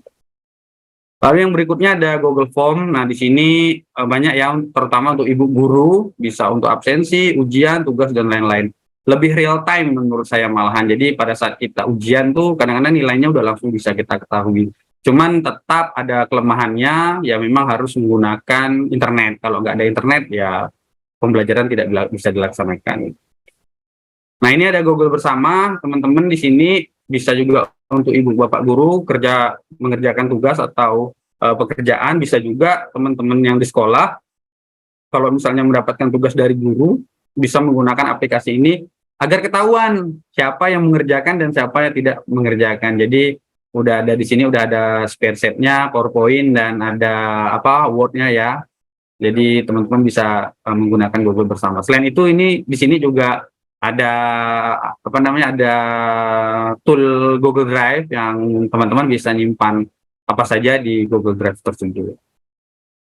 Nah, ini yang terbaru ya, teknologi AI, itu ada ChatGPT.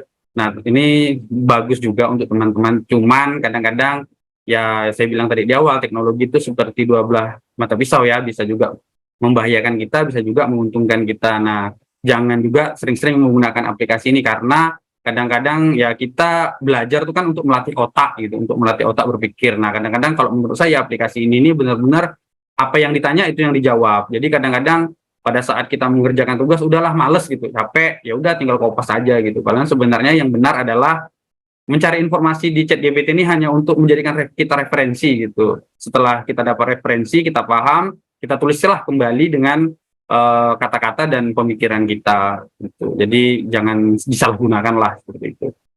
Nah, ini ada quizzes. Nah, ini untuk Bapak Ibu guru juga membuat tugas. Jadi asik ya mengerjakan tugas sambil bermain. Kadang-kadang kita kalau belajar udah dari pagi sampai sore itu membosankan, dengan aplikasi ini ya bisa sedikit membuat otot-otot yang tegang tuh menjadi agak sedikit rileks lah.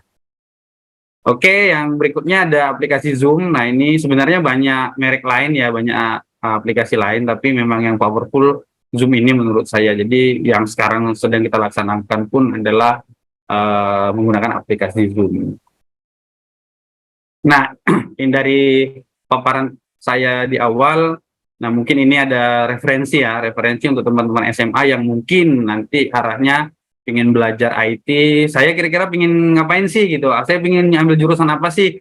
Nah, sebenarnya sih semua pun punya manfaat dan punya kayak peluang, jobs, dan karir masing-masing. Jadi jangan membanding-bandingkan, jangan membeda-bedakan. Silahkan kalau memang ada niat ke IT, pilihlah salah satu spesifikasi skill yang ada di layar ini, atau yang di luar lainnya juga teman-teman silahkan. Yang penting teman-teman rajin belajar. Jadi dengan teknologi harusnya makin rajin belajar, bukan makin malas. Oke, kesimpulan, manfaatkanlah dunia digital sebaik mungkin, selalu gali dan asah minat potensi yang ada dalam diri kamu sendiri.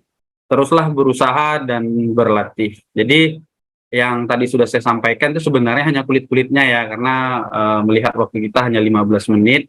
Kalau teman-teman ingin detail, silakan bisa unduh di literasidigital.id. Ini ada buku bagus, silakan nanti diunduh lalu dipelajari tentang digital skill.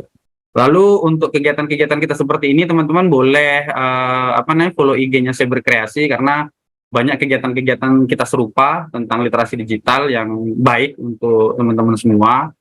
Ya, kalau misalnya nanti untuk melamar kerja kan sertifikatnya lumayan ya dilampirkan, atau di link ID juga.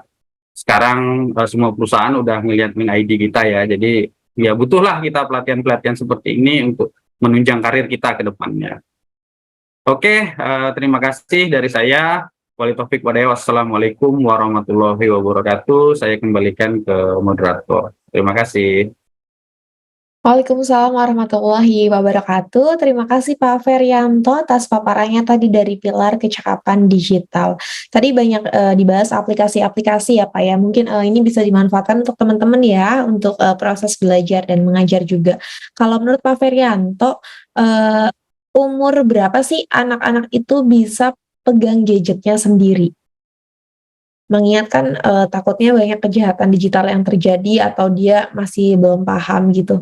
Iya, sebenarnya Mbak, kalau kita sebenarnya rujukannya undang-undang aja Mbak, undang-undang negara kita membolehkan kayak misalnya menggunakan SIM mobil, SIM motor dan lain-lain kan itu 17 sampai 18 tahun ke atas. Itu kan Secara kalau teori ya Pak ya? misalnya iya, kalau misalnya ditanya kan kenapa ya karena memang seumur segitu mereka udah bisa mempertanggungjawabkan lah logika dan nalar mereka udah masuk. Nah, termasuk di dunia digital juga pada saat mereka udah 18 19 tahun tuh mereka udah bisa mengendalikan diri mereka. Kalaupun misalnya mereka melakukan kejahatan itu kan udah ya udah bukan di bawah umur lagi. Maksudnya ya itu memang udah diri dia gitu. Jadi kejahatan tetaplah menjadi kejahatan. Lalu saya pernah membaca beberapa literasi tentang literasi digital.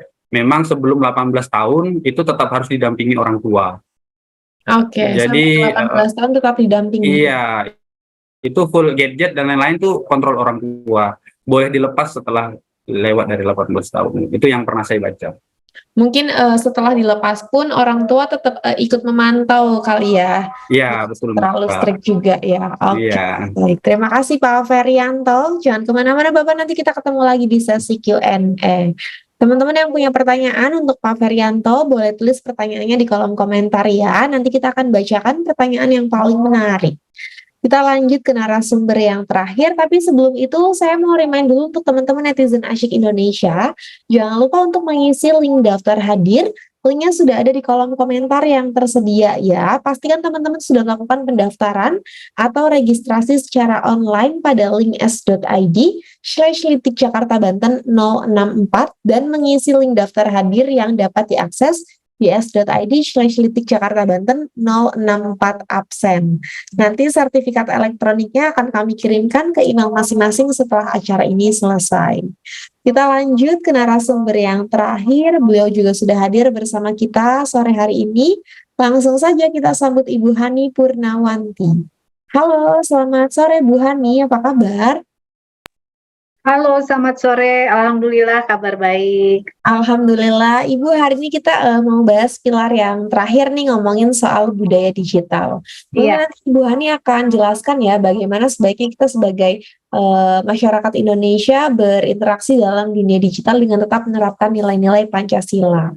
Iya, betul sekali Kak Zaza. Betul. Nanti buat teman-teman adik-adik boleh simak penjelasan Ibu Hani. Kalau punya pertanyaan tentang budaya digital, boleh ditulis pertanyaannya di kolom komentar. Kalau gitu langsung saja ya, kami persilahkan Ibu Hani untuk membagikan paparannya dari pilar budaya digital. Waktunya 15 menit, silakan Ibu. Baik, terima kasih Kak Zaza. Saya mau pasang stopwatch dulu memanfaatkan teknologi supaya nggak melebar-lebar ceritanya ya.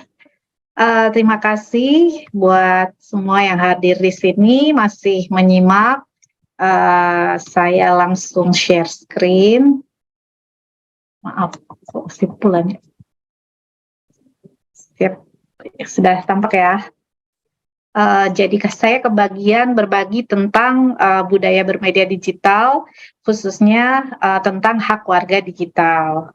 Perkenalkan dulu ya, saya Hani Purnawanti, saat ini menjadi pengurus pusat di Relawan TIK Indonesia dan memiliki beberapa kegiatan, salah satunya kegiatan Relawan TIK Goes to School yang sudah dilaksanakan sejak 2013 dan saat ini aktif bersama teman-teman komunitas lainnya dalam pembentukan dan pemberdayaan pandu digital juga. Nah, adanya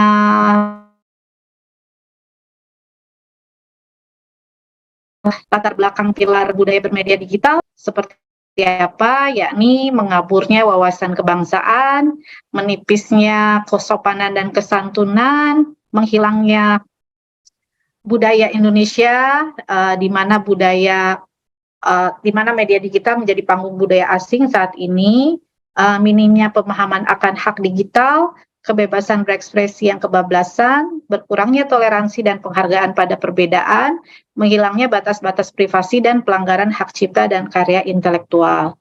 Apa iya kita kayak gini? Oh, bahkan ada surveinya yang menyebutkan Indonesia katanya bangsa yang tidak sopan di dunia digital, itu sempat ada ya survei seperti itu. Nah, ini mudah-mudahan bisa kita sadari sebagai sesuatu yang harus kita perbaiki. Nah, diharapkan kita semua setelah sama-sama belajar ya tentang budaya bermedia digital, itu kita bisa memiliki pengetahuan dasar akan nilai-nilai Pancasila dan Bhinneka Tunggal Ika sebagai landasan kecakapan digital dalam kehidupan berbudaya, berbangsa, dan bernegara.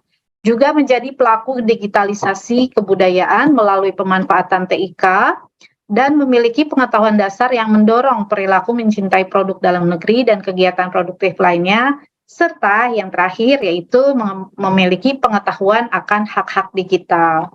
Nah, budaya digital seperti apa nih yang nanti kita harus resapi, kita laksanakan, yaitu budaya Pancasila. Caranya adalah dengan menjadikan nilai-nilai Pancasila dan Bhinneka Tunggal Ika sebagai landasan kecakapan digital, mewujudkan nilai-nilai Pancasila dan Bhinneka Tunggal Ika sebagai panduan karakter dalam beraktivitas di ruang digital. Nah, nilai Pancasila dan Bhinneka Tunggal Ika sendiri ketika kita terapkan di ruang digital, kita perlu ambil intisarinya dulu ya, yaitu dari setiap sila. Di mana sila pertama, nilai utamanya adalah cinta kasih, saling menghormati perbedaan kepercayaan di ruang digital. Sila kedua, nilai utamanya adalah kesetaraan, di mana kita memperlakukan orang lain dengan adil dan manusiawi di ruang digital. Lalu sila ketiga, nilai utamanya adalah harmoni, mengutamakan kepentingan Indonesia di atas kepentingan pribadi atau golongan di ruang digital. Lalu untuk sila keempat, nilai utamanya adalah demokratis, memberi kesempatan setiap orang untuk bebas berekspresi dan berpendapat di ruang digital. Dan terakhir, sila kelima, nilai utamanya adalah gotong royong. Bersama-sama kita membangun ruang digital yang aman dan etis bagi setiap pengguna. Nah, jadi yang saya mau tekankan kan tadi tentang hak warga digital ya. Makanya saya ajak juga nih buat adik-adik semua untuk dari basicnya dulu, yaitu tentang hak asasi manusia. Hak asasi manusia menurut Kamus Besar Bahasa Indonesia adalah hak yang dilindungi secara internasional, yaitu Deklarasi PBB seperti hak untuk hidup, hak kemerdekaan, hak untuk memiliki, hak untuk mengeluarkan pendapat. Nah, di sini hak asasi kita ada 6 lagi pembagiannya, yaitu ada hak asasi pribadi, hak asasi politik, hak asasi hukum, hak asasi ekonomi, hak asasi peradilan, dan hak asasi sosial budaya. Nah, ini boleh nih ya adik-adik semua nanti yang ada di sini bisa cari apa sih yang dimaksud dengan masing-masing hak asasi tadi dan contoh-contohnya. Nah, sekarang kita ambil salah satu hak partisipasi adalah hak untuk menyampaikan pendapat, mempunyai suara dalam musyawarah, menyampaikan keluh kesah atau mencurahkan isi hati, dan memilih sesuai keinginan dan bakatnya. Nah, ini semua hak asasi kita ya. Mau kecil, mau besar, baru lahir, kita semua punya hak yang sama. Nah, karena kita juga bicaranya tentang hak warga digital, maka kita perlu tahu tentang transformasi digital. Jadi, transformasi digital adalah proses perubahan ke masa depan yang didasari pada pemanfaatan teknologi informasi dan komunikasi secara signifikan untuk memberikan nilai tambah dalam kehidupan sehari-hari. Di sini ada beberapa hal yang menunjang transformasi digital ya, yaitu teknologi itu sendiri, adaptasi kita sebagai manusia, dan budaya. Itu kalau sudah dilaksanakan berulang-ulang perlu kita lestarikan. Jadi teknologi di sini berarti kita menggunakan media digital untuk membantu peningkatan nilai tambah dalam kehidupan sehari-hari. Dan kita sebagai manusia perlu adaptasi nih, karena kita sebagai agen perubahan yang berupaya menyesuaikan diri untuk terus bertahan dalam derasnya informasi dan persaingan global. Jadi contohnya seperti apa? Nah, dalam transformasi digital ini contohnya yang paling banyak terjadi di dunia keuangan ya, perbankan, di mana jika sebelumnya aktivitas keuangan terutama bisnis itu lebih banyak kita mengandalkan kehadiran ke bank untuk melakukan misalnya setor, tarik, tunai, kemudian juga mencatat mutasi ya, alias transaksi. 10 tahun, 15 tahun yang lalu itu adalah hal yang lumrah orang datang ke bank. Lalu setelah itu makin ke sini sudah mulai ada ATM ya, anjungan tunai mandiri ya, yang supaya kita bisa melakukan transaksi paling tidak transfer, cek mutasi dan store ya, dan ini terus berkembang. Nah, kalau misalnya kita tidak mengikuti perkembangan, sebenarnya tidak apa-apa juga ya, tidak menjadi masalah, tapi kita menjadi kehilangan waktu. Banyak hal produktif yang seharusnya bisa kita lakukan dengan bantuan teknologi, tapi karena kita menolak teknologi, menolak perkembangannya, menolak hal-hal baru, sehingga terpaksa kita melakukan dengan cara-cara yang lama. Dan itu berarti menyita waktu kita. Nah, ketika kita sebagai manusia punya akal pikiran, tentu kita akan mencari selalu jalan yang paling cepat, termudah, dan teraman ya. Jadi maka itu perlu kita lakukan penyesuaian diri. Jadi sekarang udah tidak aneh ketika orang sudah punya aplikasi mobile banking ya, dan itu malah sangat dianjurkan. Karena bisa kapan saja kita menghemat waktu untuk melakukan transaksi keuangan. Nah, selanjutnya adalah budaya, di mana semua aktivitas bermedia digital kita yang tadi sudah dilakukan untuk meningkatkan dan mempertahankan kualitas hidup, itu terus dipelihara sehingga bisa diwariskan ke generasi mendatang. Nah, terkait dengan hak asasi dan hak dan transformasi digital, maka kita bisa buat satu kesimpulan bahwa hak digital warga negara adalah hak asasi manusia yang menjamin tiap warga negara untuk mengakses, menggunakan, membuat, dan menyebarluaskan media digital. Nah, hak digital sendiri ada 3 macam ya adik-adik. Hak untuk mengakses, hak berekspresi, dan hak untuk merasa aman. Hak untuk mengakses di sini berarti kita bisa memiliki kebebasan dalam mengakses internet. Ya, tadi di depan juga sudah disampaikan ya, kita semua punya hak untuk mengakses internet. Kemudian memiliki infrastruktur untuk kita berlangganan ya, memiliki dan adanya terhindarnya dari kesenjangan digital. Serta kita juga sebenarnya semua punya hak yang sama, laki perempuan, tua muda, untuk mengakses ya. Lalu yang kedua, hak untuk berekspresi. Di sini berarti ada jaminan atas keberagaman konten, bebas menyatakan pendapat, dan penggunaan internet dalam menggerakkan masyarakat sipil. Nah, seperti sekarang nih, ngumpul-ngumpul, bikin literasi digital, itu adalah hak kita untuk mendapatkan ilmu yang baru, dan bagi tim penyelenggara tentu saja haknya untuk mendapatkan kegiatan-kegiatan yang berdampak ekonomi juga terhadap perusahaan atau organisasinya. Dan yang terakhir adalah hak untuk merasa aman. Di sini berarti kita semua selain bebas berekspresi, kita bebas dari penyadapan massal. Ya, Tadi ya suaranya Mbak. sempat terputus ya Bu. Mungkin videonya boleh dimatikan aja Bu. Oke. Ininya udah masuk gambarnya? Sudah masuk. Oke, lanjut ya. Nah, apakah dengan demikian kita bebas tulis apa saja? Tentu tidak, ya. Jadi kita tetap harus menjaga hak-hak atau reputasi orang lain dan menjaga keamanan nasional atau ketertiban masyarakat atau kesehatan dan moral publik. Nah, jadi dipastikan ya adik-adik, saat berekspresi dan berpartisipasi di ruang digital, pastikan untuk tidak memposting hal-hal yang terkait pornografi, khususnya pornografi anak. Lalu hindari penyebaran ujaran kebencian, hindari hasutan yang membinasakan, dan advokasi yang memicu diskriminasi, hasutan, dan permusuhan. Karena seiseng-isengnya kita pikir bercanda, ada hal-hal yang sebenarnya ketika itu melanggar hak dan martabat orang lain, berarti kita juga sudah melanggar hak asasi manusia. Nah, Yang kedua adalah perlindungan data pribadi. Jadi kita semua kan berhak ya atas rasa aman. Oleh karena itu, kita perlu mengetahui bahwa saat ada data kita yang dilanggar orang lain untuk keperluan yang tidak semestinya, maka kita bisa melaporkan hal tersebut ke pihak terkait.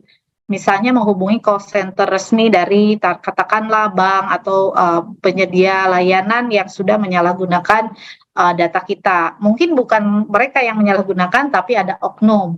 Nah, lalu melapor ke kepolisian, melapor ke Bank Indonesia atau OJK apabila itu terkait masalah keuangan.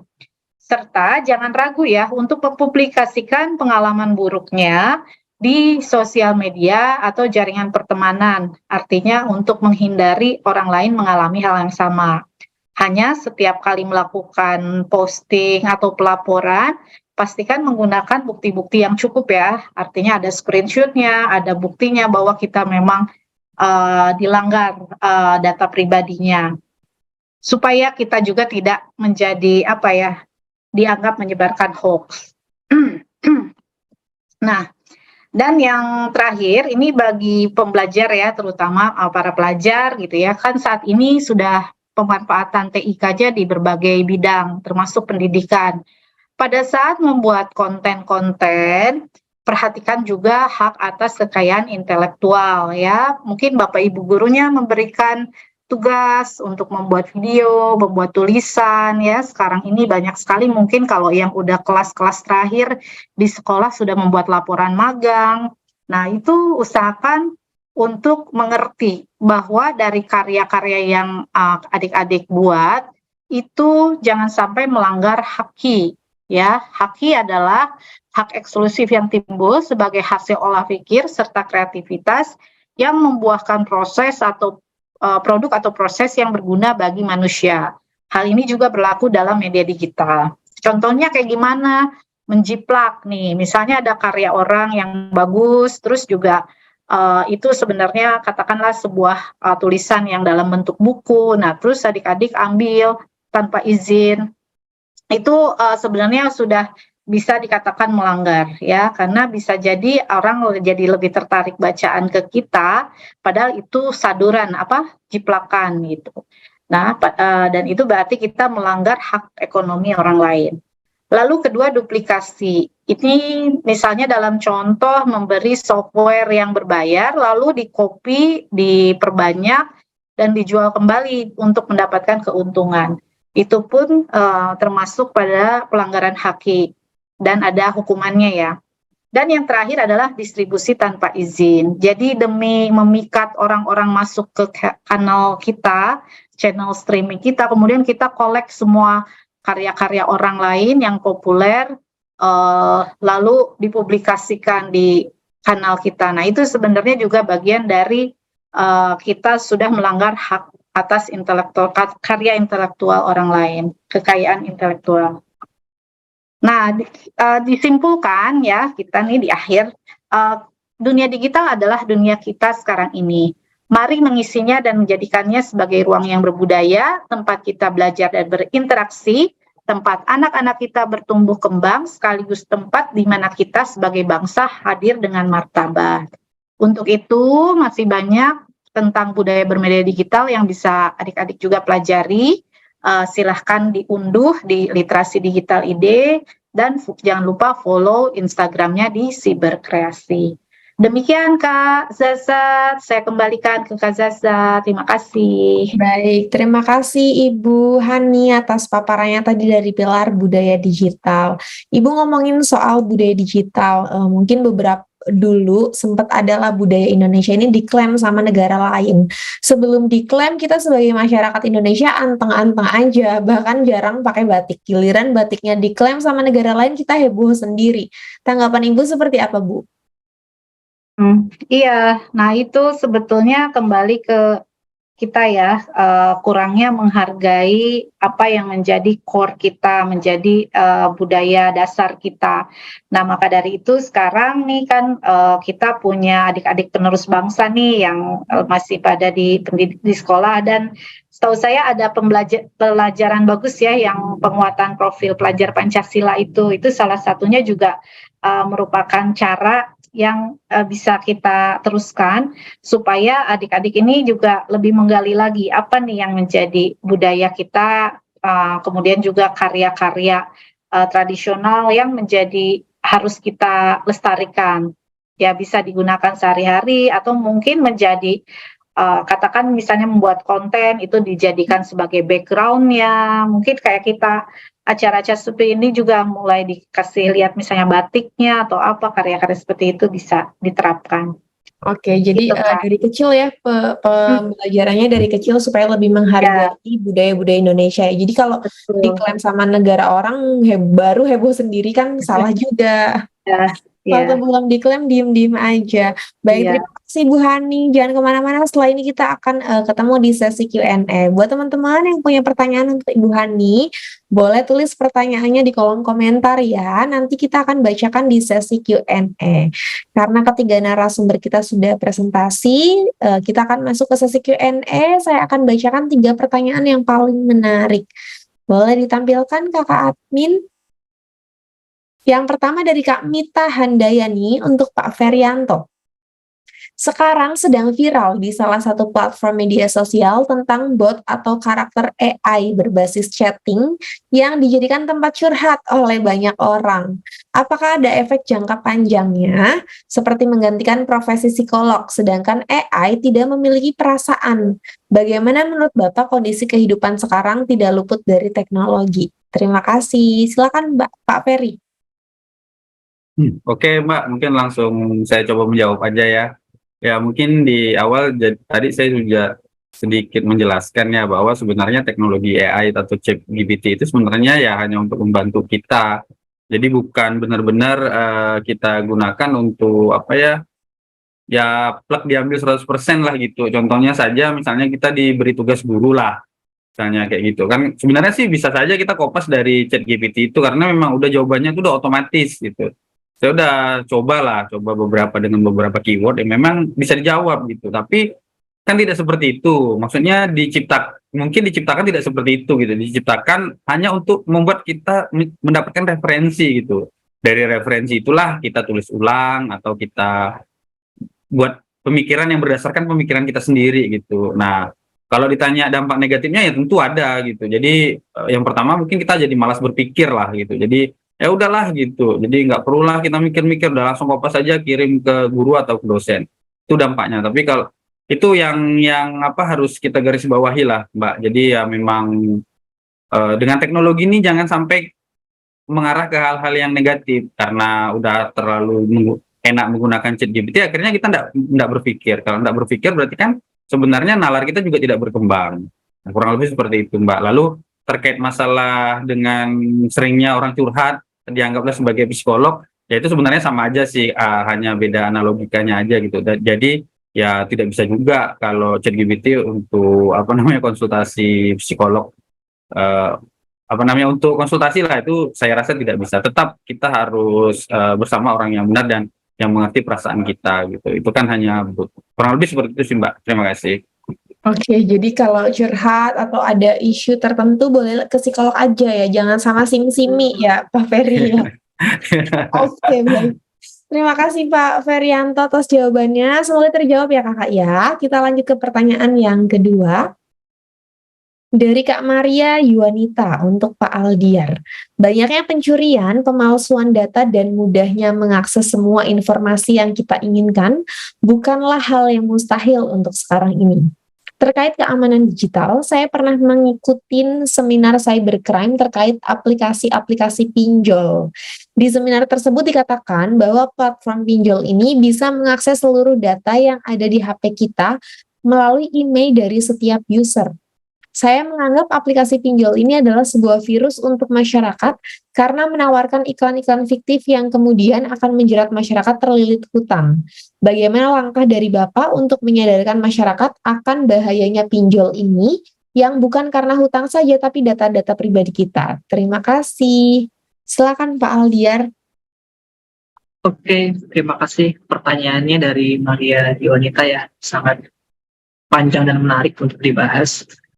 Ya benar, memang aplikasi-aplikasi pinjol itu yang ilegal ya, karena ada juga pinjol yang legal, kayak seperti Shopee Pay Later, GoPay Later itu legal, diawasi oleh OJK juga, tapi banyak juga nih yang ilegal yang biasanya menawarkan kemudahan yang sangat mudah, misalnya hanya KTP aja udah bisa cair. Nah, itu yang bikin masyarakat memang jadi lebih tergiur ya dengan aplikasi pinjol tersebut. Karena yang legal biasanya memang persyaratannya lebih sulit, tidak semudah yang ilegal.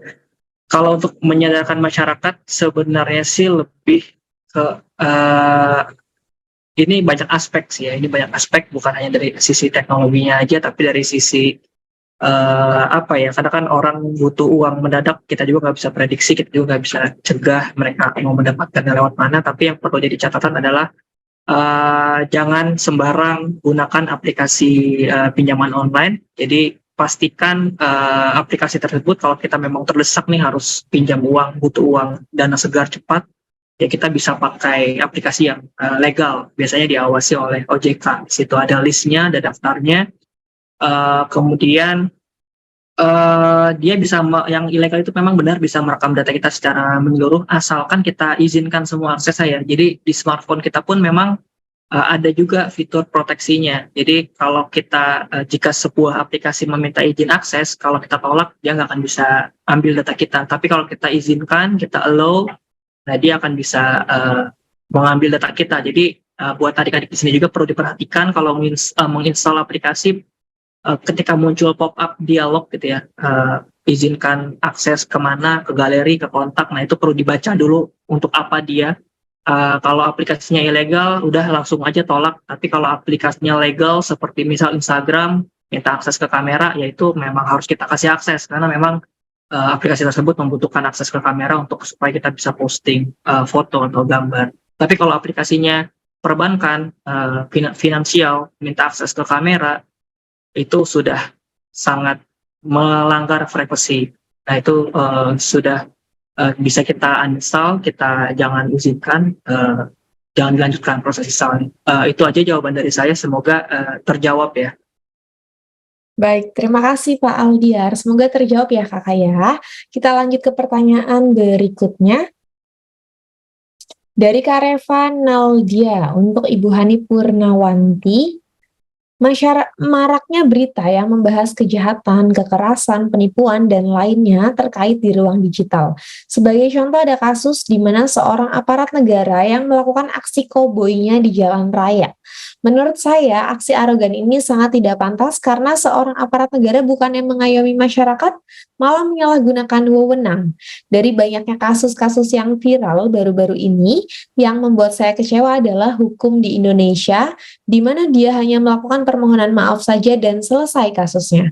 Apa pandangan Ibu terhadap hukum yang terkait di dunia digital di Indonesia? Apakah sudah baik atau masih abu-abu? Silakan Ibu Hani. Iya, terima kasih Kak Reva. Wah, bagus banget nih pertanyaannya ya. Concern dari banyak orang nih. Sekarang itu jadi kayaknya semua sangat mudah diatasi hanya dengan permohonan maaf dan materai 10.000 gitu ya. Nah, jadi memang ini kaitannya kalau dengan yang tadi perbuatan tidak menyenangkan di dalam dunia maya, itu kan semua juga berdasarkan pengaduan. Jadi kalau misalnya orang yang dilanggar perasaannya, keadaan badannya, dalam hal ini merasa tidak nyaman dengan perbuatan orang lain, dia bisa mengadukan peristiwa itu, dan ketika orang itu kemudian punya istilahnya niat baik untuk minta maaf, ada kalanya ya ketika sudah dimaafkan memang harus dilepaskan gitu. Jadi kalau itu saya juga kurang paham ya terkait hukumnya seperti apa. Tapi memang ada yang dikatakan ada yang misalnya kriminalitasnya atau perbuatan kriminalnya itu yang memang harus ditangani langsung dan diusut tanpa pengaduan. Tapi ada juga yang itu menjadi kejahatan atau kriminal tapi atas dasar aduan ya. Misalnya saya dicela nih sama Kak Aldi misalnya atau Kak Ferry. Wah, kalau kita bicara bertiga aja mungkin misalnya mengomentari fisik saya ya, itu saya tidak apa-apa mungkin tertawa. Tapi ketika sudah di sosial media, misalnya karena saya ingin menjaga image saya dan ucapan-ucapan dari Kak Ferry atau Kak Aldi ini menjinggung hati saya dan akhirnya banyak orang yang ikut-ikut mencela saya. Nah itu kan jatuhnya menjadi kalimat-kalimat yang tidak menyenangkan untuk saya, sehingga saya yang melapor. Nah, pada saat itu bisa saja kan terjadi musyawarah ya di belakang layar yang kita tidak tahu nih. Sementara kasusnya misalnya sudah viral nih, misalnya Hani dibully oleh Aldi dan Ferry gitu, viral kemana-mana dan sudah menimbulkan pro kontra diskusi kayak gitu. Nah, tapi ketika memang orangnya yang sudah punya masalah ini memaafkan, memang tidak jadi berkepanjangan gitu, semua bisa diselesaikan dengan musyawarah. Ya itu hal-hal seperti itu sebenarnya memang banyak terjadi, tapi ya kembali lagi karena saya sendiri tidak mengerti ya dari sisi aspek hukumnya kenapa itu, tapi setahu saya ada hal-hal yang memang berdasarkan aduan dan kalau aduannya dicabut semuanya berakhir. Nah gitu sih.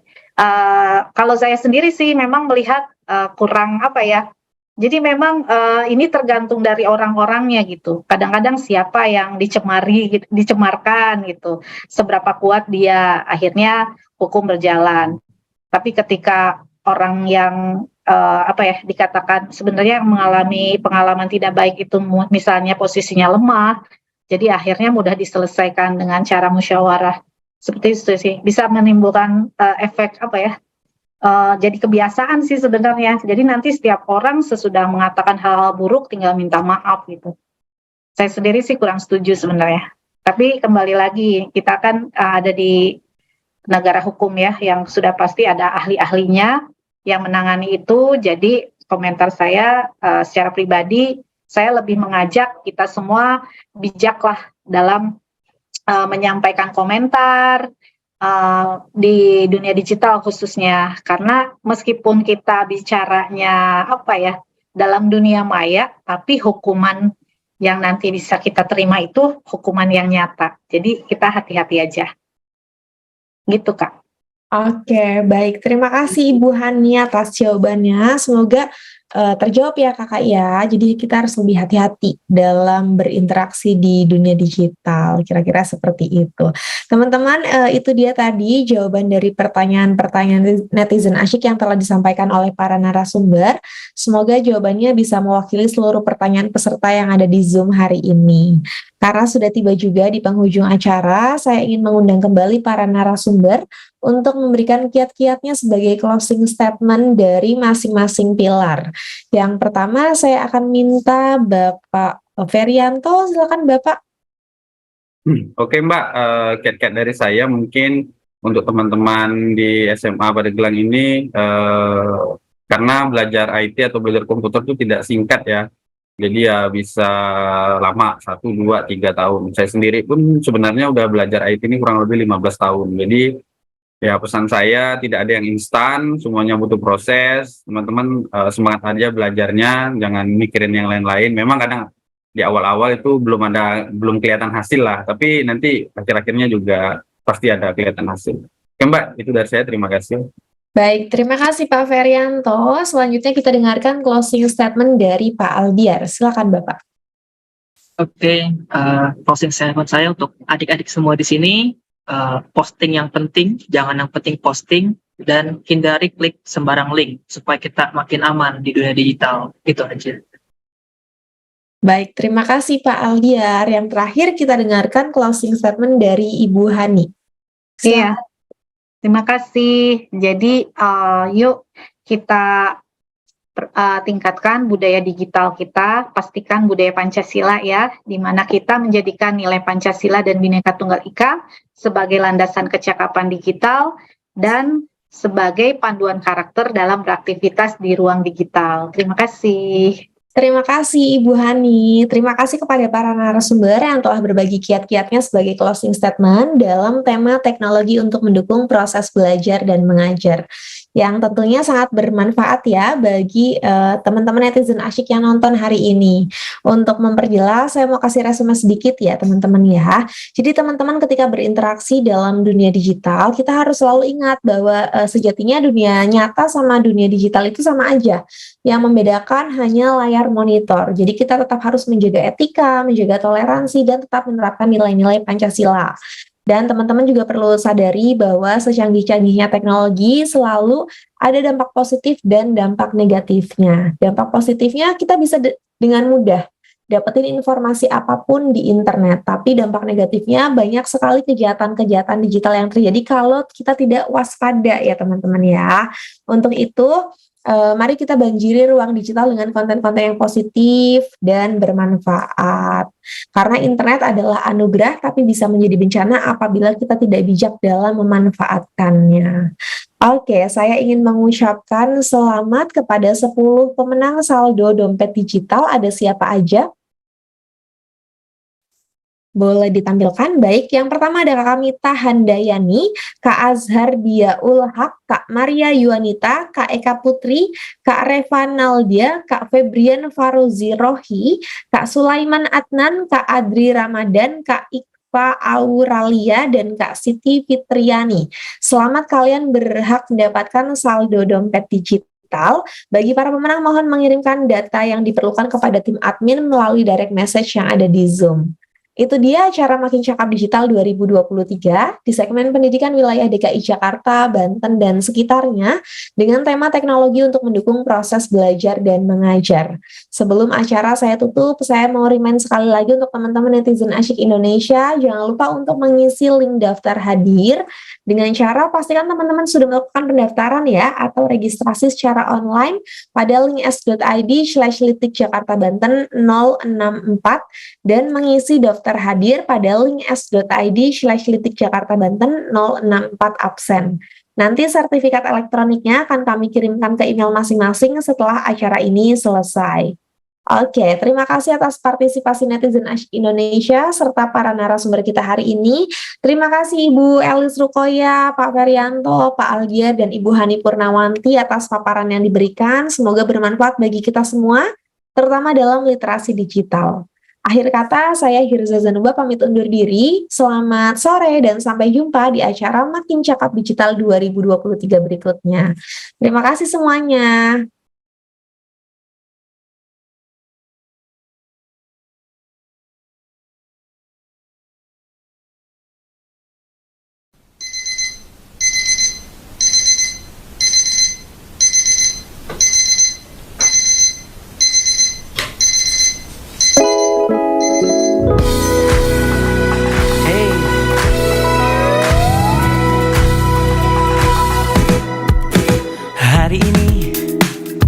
Mulai hari ini, jangan lepas kesempatan di depan mata. Bebas mencari yang jadi inspirasi, bebas mencipta apa yang disuka. Telusuri, terus telusuri, bacakan tanda tanya dalam sanubari. Oh, temukan kuncimu tanpa ragu lagi. Masa depanmu penuh warna-warni. Di dunia maya, kita semua punya cerita. Di dunia maya, kita semua bisa berkarya. Selama dunia masih berputar, Selama hati masih berdebar, semakin cakap kita beri yang terbaik tentunya. Jangan lagi, oh janganlah lagi tampilkan yang berbeda dengan jati diri. tiada lagi perundungan tak henti. Mari berlari bersama menggapai mimpi. Di dunia maya, kita semua punya cerita. Di dunia maya,